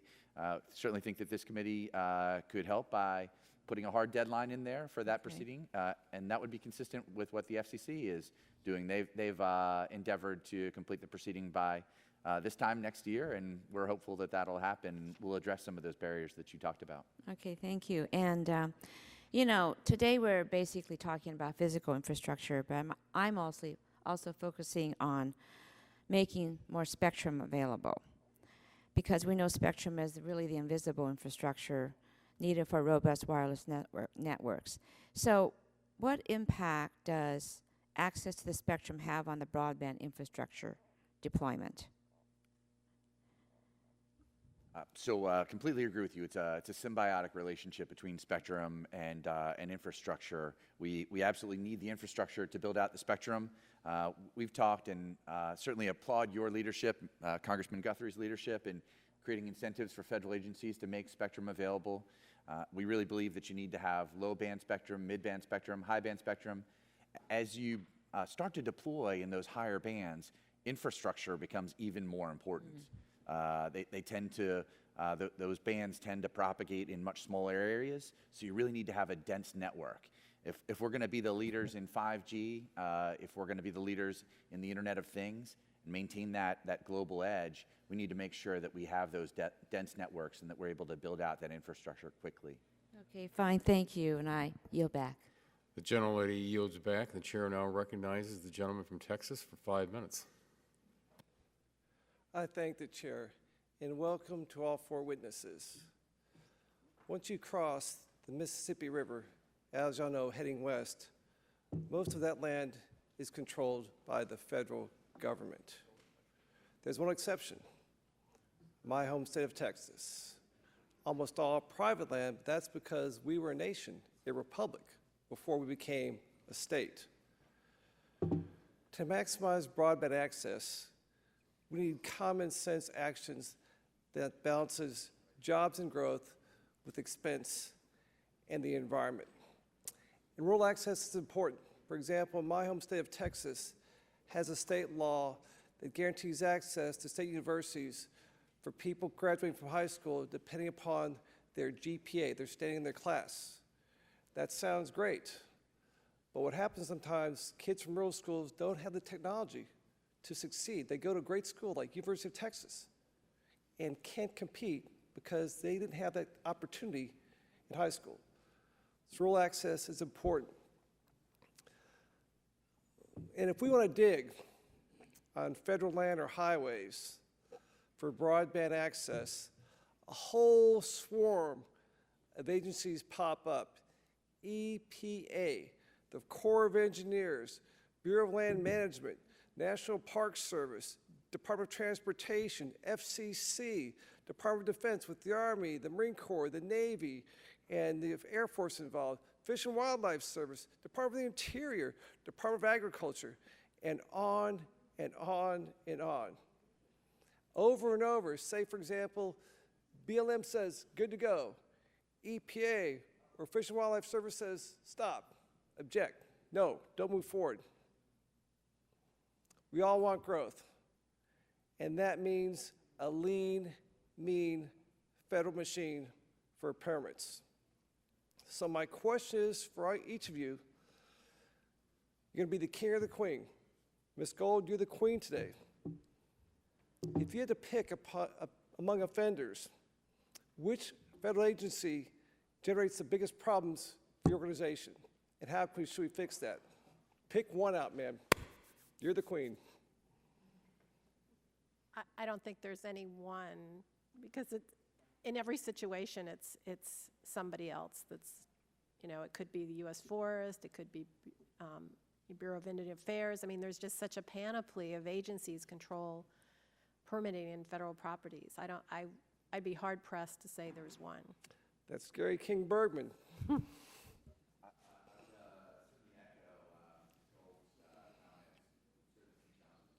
Range of those agencies that you mentioned.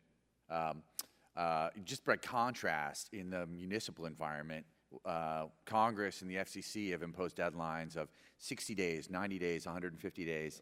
In the federal space, we regularly see delays of 2 to 4 years, sometimes even longer than that. So the steps that this committee is taking to apply some deadlines consistently across agencies would be very helpful.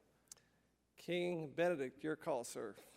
Yeah, I sort of hate to point fingers. I mean, frankly, we endure the same problems with all of the agencies, and in some instances, it's not because of circumstances that employees can control. And if you're talking about dealing with an emergency like wildfires, then everything tends to be backburnered. But that said, we do think that some offices seem to be quicker than others, but all across the board, we face similar problems and unreasonable delays. And if it's good now, 6 months from now, we may be facing similar backlogs because some employees have gone on leave, or some other crisis has crowded out our broadband applications. Queen Sosha. I like being queen. Thank you so much. I will echo my co-panelist comments that there doesn't seem to be any one agency that's really problematic, that it's much more endemic to the larger group. Well, thank you. I'm running out of time. Yield back the balance of my time. Thank you very much. The gentleman yields it back, and the chair now recognizes the gentlelady from New York for 5 minutes. Thank you, Mr. Chairman. I thank the ranking member. I thank our panelists for really honing in on today's subject matter. It's helpful for us to have a deeper understanding of what broadband deployment in relation to the federal government and the private sector really mean for our constituents. My first question is to Ms. Sosha. While it might seem obvious that access to high-speed broadband is essential for consumers, I have seen some reports where some don't hold that view. Indeed, there's some members on this very committee that don't hold that view. How do you respond to those that don't believe that broadband is critical or an essential infrastructure? I'll start by sharing that I was an educator for a long time. So for me, education of our children should be a primary responsibility. And so much of what we use now in education to provide good services to children involves technology. And I will further say that in rural communities, it's even that much more important. If your child would like to take a course that's not available in that small school, they can go online and take a course, but only if it's available. I will add that precision farming, as I mentioned before, is very important in our rural areas, and in particular in communities that are drought-stricken, that it has really added efficiencies that have been really helpful. It helps our communities with things like transportation. It's essential for public safety. And these all go beyond the obvious economic development part of this problem. You can't possibly get a job or maintain a job without access these days, and I think that we need to be pretty clear about its being essential infrastructure. So when we hear the argument that the market has to determine that, what would you say moving forward in the 21st century that would mean for our nation, quite frankly? Right. And I would say, that there may have been similar comments when we were bringing electricity across the country, and we wouldn't have that question today. about electricity being a market problem. And I think that broadband at this point, we're coming to the place where we need to think of it in the same way, that it is essential infrastructure and that we need all hands on deck, and that if the market can't solve the problem, then we need to figure out how to solve the problem. In one of the discussion drafts we offered today, we create an inventory of federal property and real property that could be used to help deploy broadband infrastructure. In addition, this draft would also permit local and municipal governments to add their existing facilities to the inventory so they might be better utilized by broadband developers. Would your members be interested in having their infrastructure added to such an inventory? I don't think they're adverse to doing so. I think the problem would be that our communities and many of the smaller utilities are so tiny and so lean, and their information is on paper only, that such an obligation could be really an undue problem for that particular group. We are happy when folks come to our communities and ask for information, and we readily share it.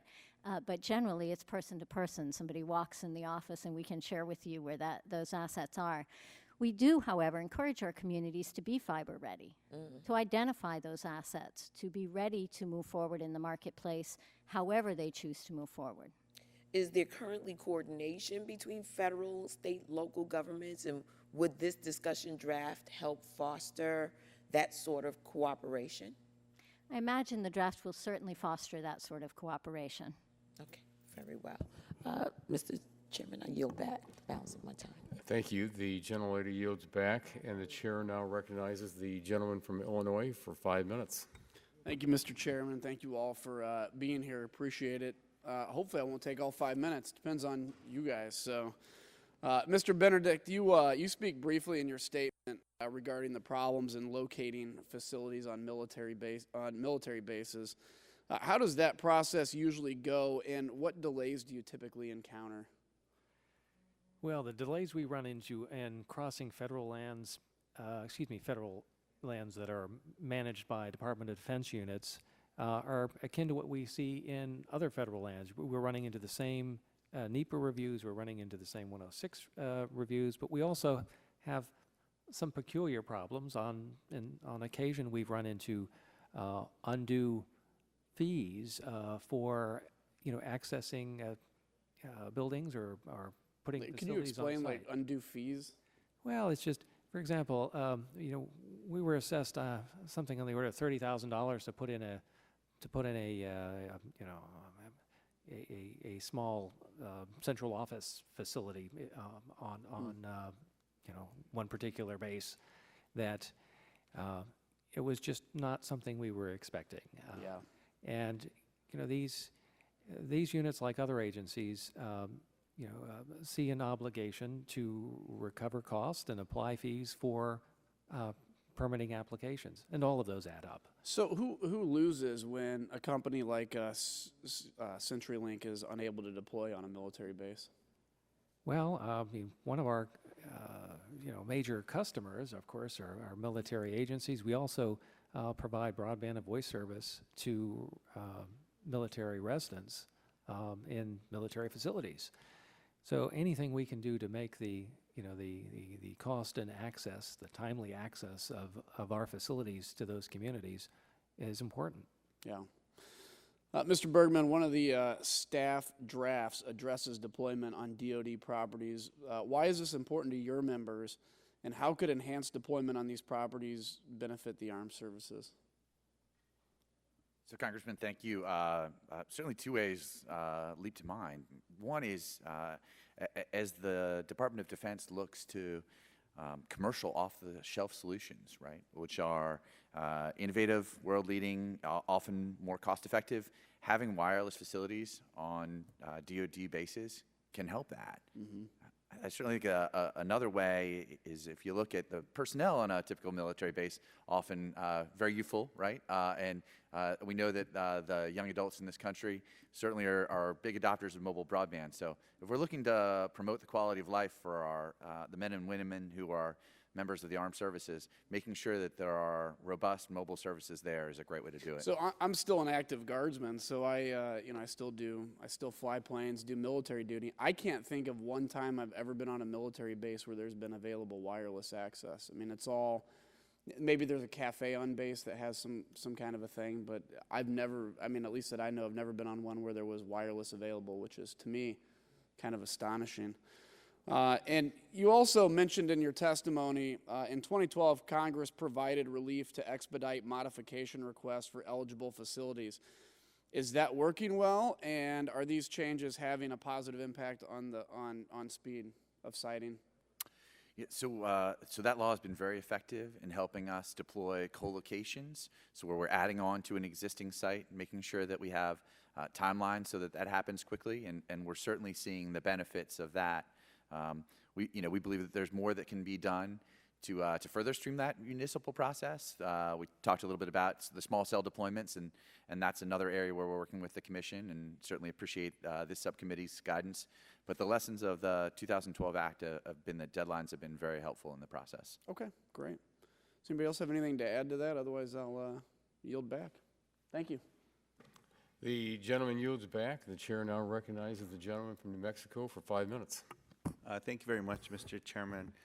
Ms. Gold, as you know, one of the draft bills proposes to create a database of federal assets that could be used to support broadband deployment, a proposal that was also endorsed by the White House's Broadband Opportunity Council.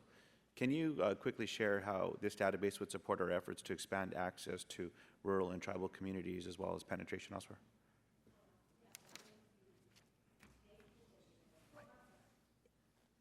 If you take the database and you couple it with more expedited permitting, all of a sudden people are going to know where there are assets that they can use to attach fiber or conduit they can use to pull fiber or attach wireless devices.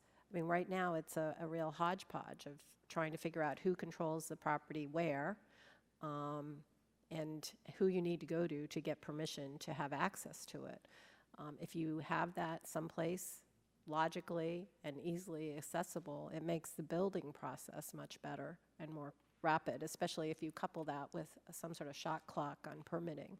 Appreciate that. And Mr. Benedict, do you believe that the discussion bills before us would advance infrastructure build out by the private sector? Do the bills strike the correct balance to successfully address some of the roadblocks you faced in New Mexico and elsewhere when it comes to acquiring a permit from entities like the BLM? Yes, we think so. There's been a lot of conversation from some of our colleagues as well as with our witnesses today pertaining to how we work closer with our electric cooperatives as well. Ms. Sosha, I appreciate your observation that if market forces would have driven the wiring of electricity across America, rural parts of America that grow most of our food would have been left out. We wouldn't have electricity running to these parts of the country.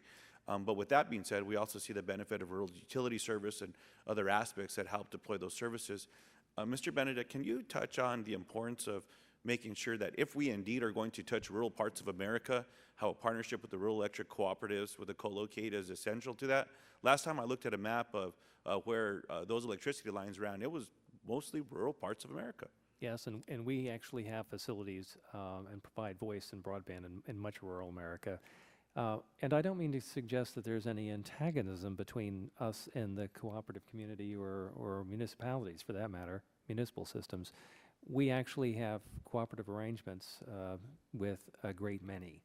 Our concern is that there are, some that in effect use their position to wring some additional revenue out of attachments beyond anything that we would consider a truly compensatory rate. We, as a pole owner, fully appreciate that no party should be, expecting to have access to poles or conduit at, rates that are not compensatory. But you said something earlier that investor-owned utilities are required by the FCC to consider these co-locates for fiber connectivity, but that others may not be required to do that. Can you expand on that? Well, under FCC rules, electric utilities are, unless a state has asserted oversight, investor-owned utilities are subject to an FCC regime, as are we as an ILEC. that mandate cost-based rates, and that provides a basis for apportioning and allocating costs. That doesn't necessarily mean we are the cheapest non-power attacher, but it provides a basis for ensuring that there's more predictable and more reasonable rates applied, and that some of the potential abuses that we've experienced don't recur. Cooperatives and municipal pools aren't subject to that regime. They're not subject to FCC oversight, and indeed not if I just may interrupt there, I apologize, Mr. Bennett, as time is running short.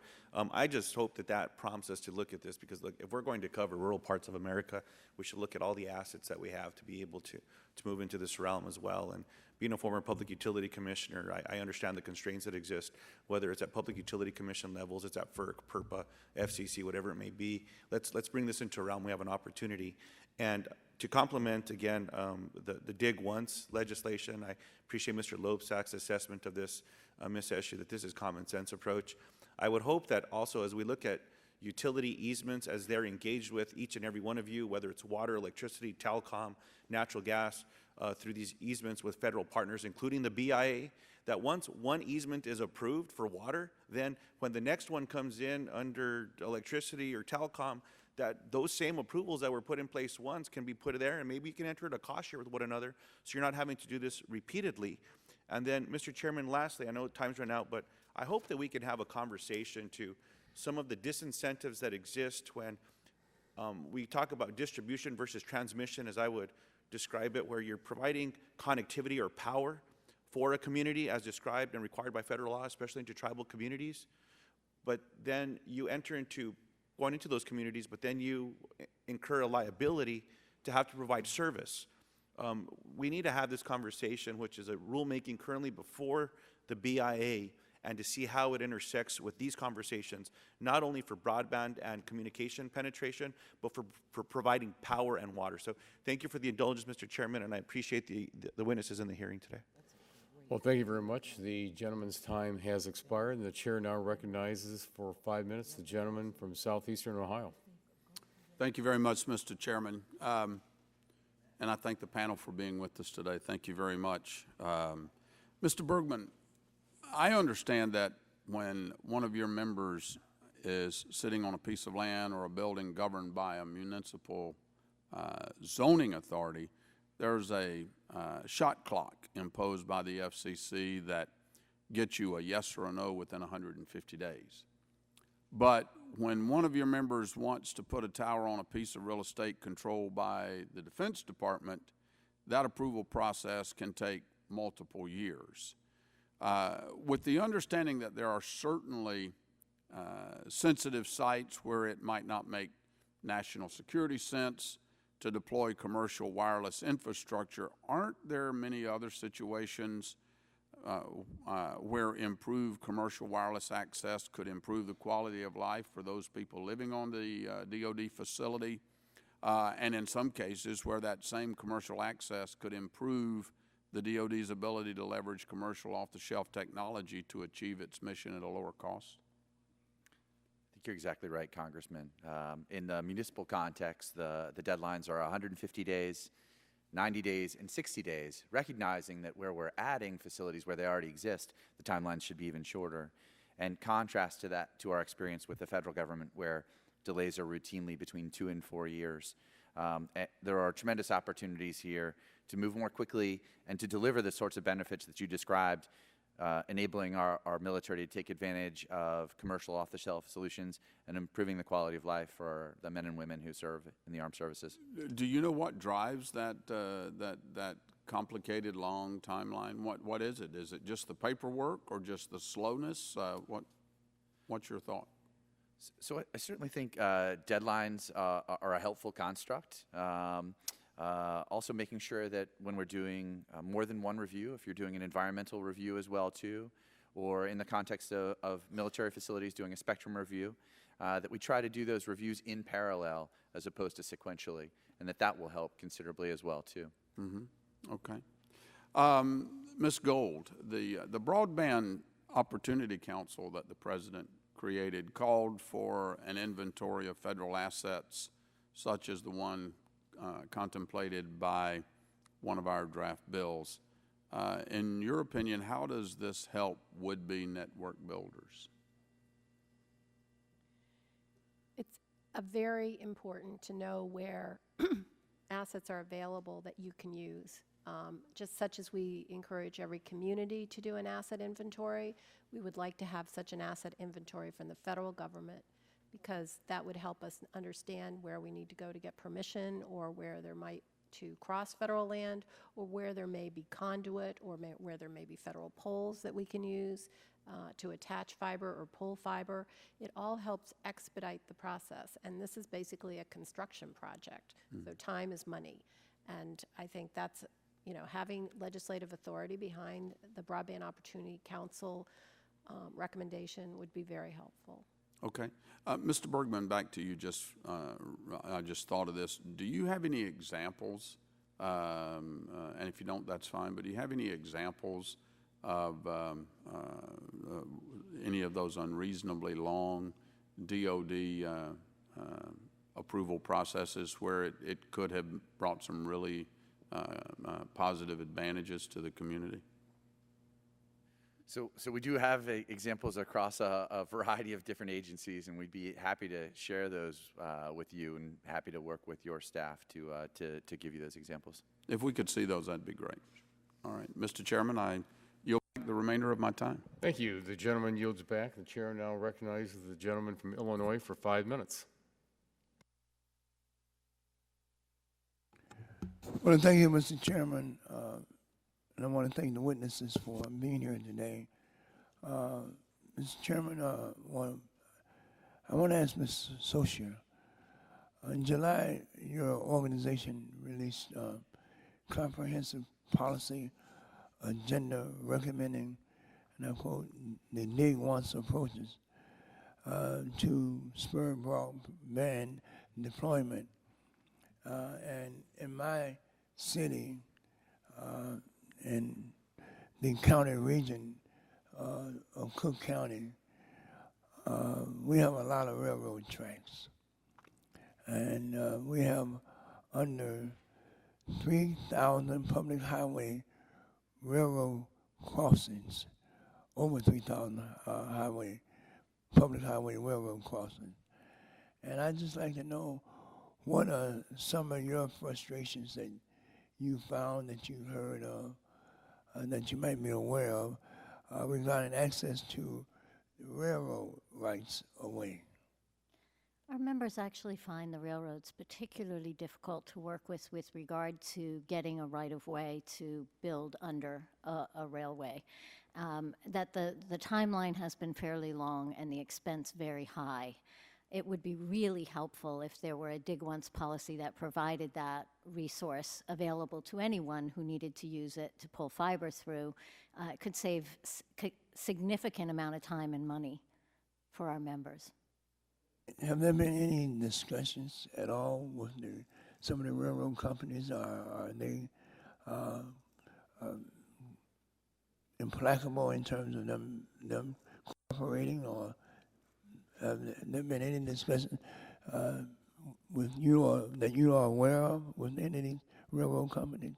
I couldn't speak specifically to that, but I'd be happy to ask my members for specifics and get back to you. Okay. Now, this is a question that may or may not have been answered already, but it's dealing with the historical preservation review process for the Twilight Towers. Is there, Mr. Bergman, do you have any idea, are there any impediments to the deployment of broadband to these Twilight Towers? So thank you, Congressman. So there are a group of towers that were built over a decade ago during a time when the historic preservation laws were unclear, that exist out there today and that are not eligible for the streamlined treatment that this subcommittee in Congress helped provide for in the 2012 Spectrum Act. So we're working closely with the Commission right now to develop a resolution so that we can put those Twilight Towers to good use. But we would certainly appreciate any guidance from this subcommittee to make clear that towers that exist, that have been out there for 10 years and that don't have objections are not required for approval under the National Historic Preservation Act. Thank you, Mr. Chairman. I yield back. Gentleman yields back, and the chair now recognizes the gentleman from Florida for 5 minutes. Thank you. I appreciate it, Mr. Chairman. Mr. Bergman, thank you for joining us here today. I have a few quick questions for you. We all want to protect the environment and preserve scenic views in natural areas. To what extent today's modern infrastructure technologies impact the surrounding environment?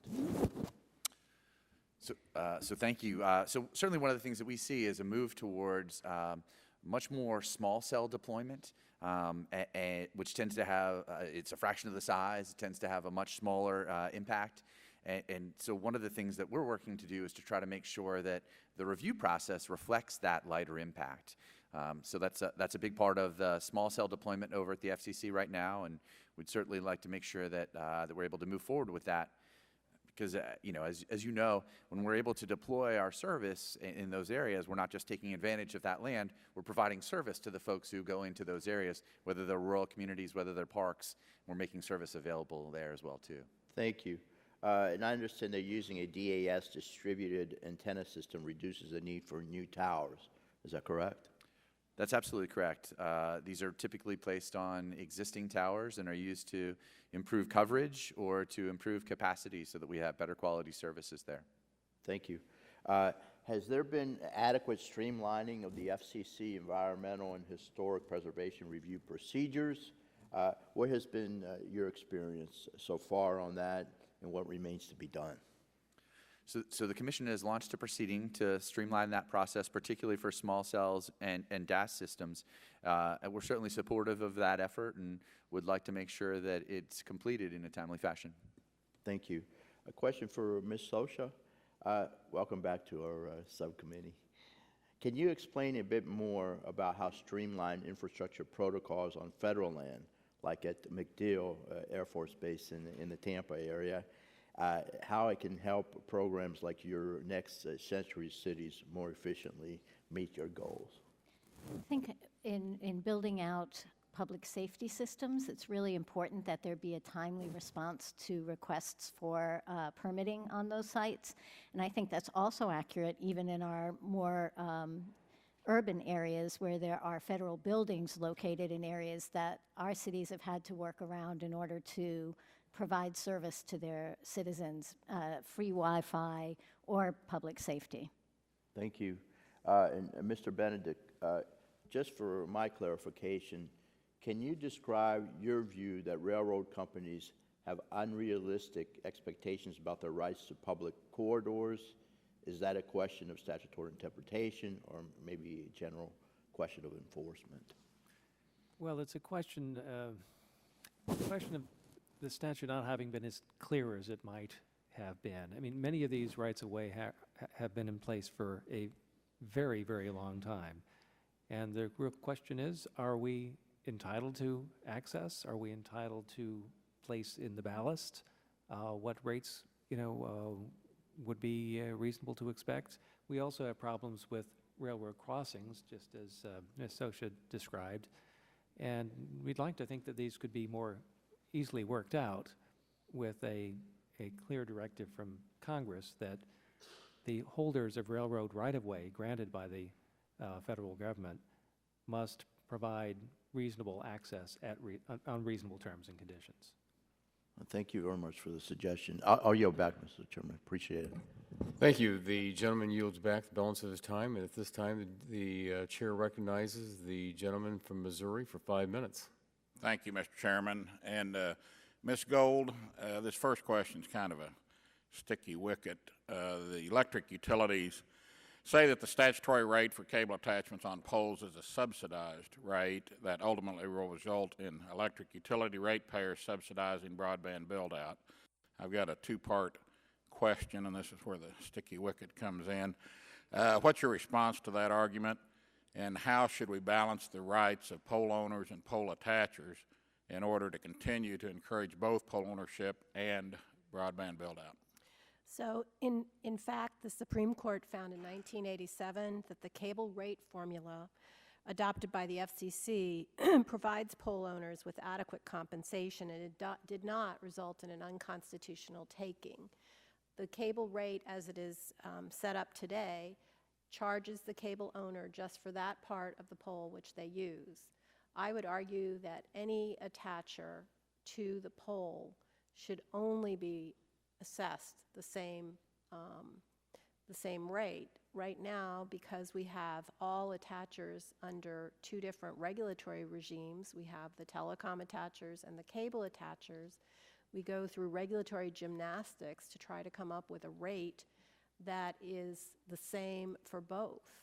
If we instead say there was going to be a common rate set for any attacher to a pole, then we wouldn't be going through this whole discussion.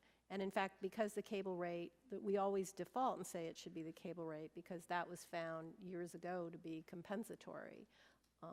I certainly think we would all welcome some further proceeding that might look at pole attachment rates, but for all attachers on a common basis, regardless of whether you're a cable company or a telecom company, because basically we're all putting up a cable of some kind. So they should be equal. Yeah, what year was that ruling again? 87. So, the answer to my second question, how do we encourage both pole ownership and broadband build-out? That's your suggestion? I think we need to, there are two aspects to using the poles. It's not just the rental rate, but we also need to look at make-ready costs. This is an area that has really become a problem for new fiber deployers. When they try to get on a pole, the costs can vary widely. If a pole has violations on it from a previous attacher, often the investor-owned utility, which are the ones that are most regulated today, will argue that that violation needs to be corrected by the new entrant prior to their attaching to a pole. Obviously, we don't want to discourage new fiber deployment by making new entrants pay for some old attacher's violation. So I think there are a whole host of issues. I think equalizing the rates and looking at make-ready costs in a cost base, on a non-discriminatory cost basis would be very helpful to further fiber deployment. Okay, my next question's a two-part question for two different people. Start with Mr. Benedict, and then I've got a follow-up for Mr. Bergman. Mr. Benedict, one of our bills requires the FCC to assume a lead role on Section 106 historical preservation reviews that are required in most federal undertakings. As I understand it, the draft bill would help eliminate duplicative reviews by other agencies. In your opinion, would this help speed deployment? Yes, we believe it would. In effect, this would be an expansion of what Congress has already done with MAP 21 with the Department of Transportation agencies. Okay, and then Mr. Bergman, how does this help with tower sitting? So it would help, certainly help in our ability to deploy the sorts of next generation technologies like DAS and small cells that are going to be used to improve both coverage and capacity. So as we try to think about moving towards 5G networks, maintaining our global leadership, the ability to do that quickly will be extremely important. Okay, and then Ms. Sosha, one for you. Do you recommend to towns looking to deploy fiber that they collect a map of assets, conduit, poles, ducts, buildings, utility cabinets, and offer access to the broadband provider at a cost-based rate? We recommend that all of our communities do an asset inventory and really create a circumstance whereby their city is fiber ready, whether they choose to build themselves, work with a partner, create an open access network, or enter into a public-private partnership. We feel like having that information ready is definitely a helpful step in making this deployment happen faster. Okay, I'm asking because I'd like to know if the federal government should do the same, but I'm out of time. I don't have any time, but if I did, I'd sure yield it back. Well, in that case, the gentleman's time has expired, and I'm going to turn to the ranking member if she'd like a point of personal privilege. Well, thank you, Mr. Chairman. I appreciate it. We know that the age levels vary with the wonderful staffers that work with us, and there are two that have joined us here in the hearing room. They are my godsons, and if they would just stand up. This is Paul Voss, and this is Thomas Voss. And so they want to learn about what we do here. So look at people waving to you. Isn't that great? So we welcome you. Who knows? Yeah, hi, guys. Yeah. Maybe someday they'll either be at that table or this one. Thank you very much, Mr. Chairman. Well, thank you very much. And with that, and seeing no other members to ask questions this afternoon, on behalf of the subcommittee chairman, the gentleman from Oregon, the ranking member, the gentlelady from California, myself, I'd like to thank this panel for your excellent presentation this morning, and we really appreciate your time. And if there is no other issues to come before the committee, we stand adjourned.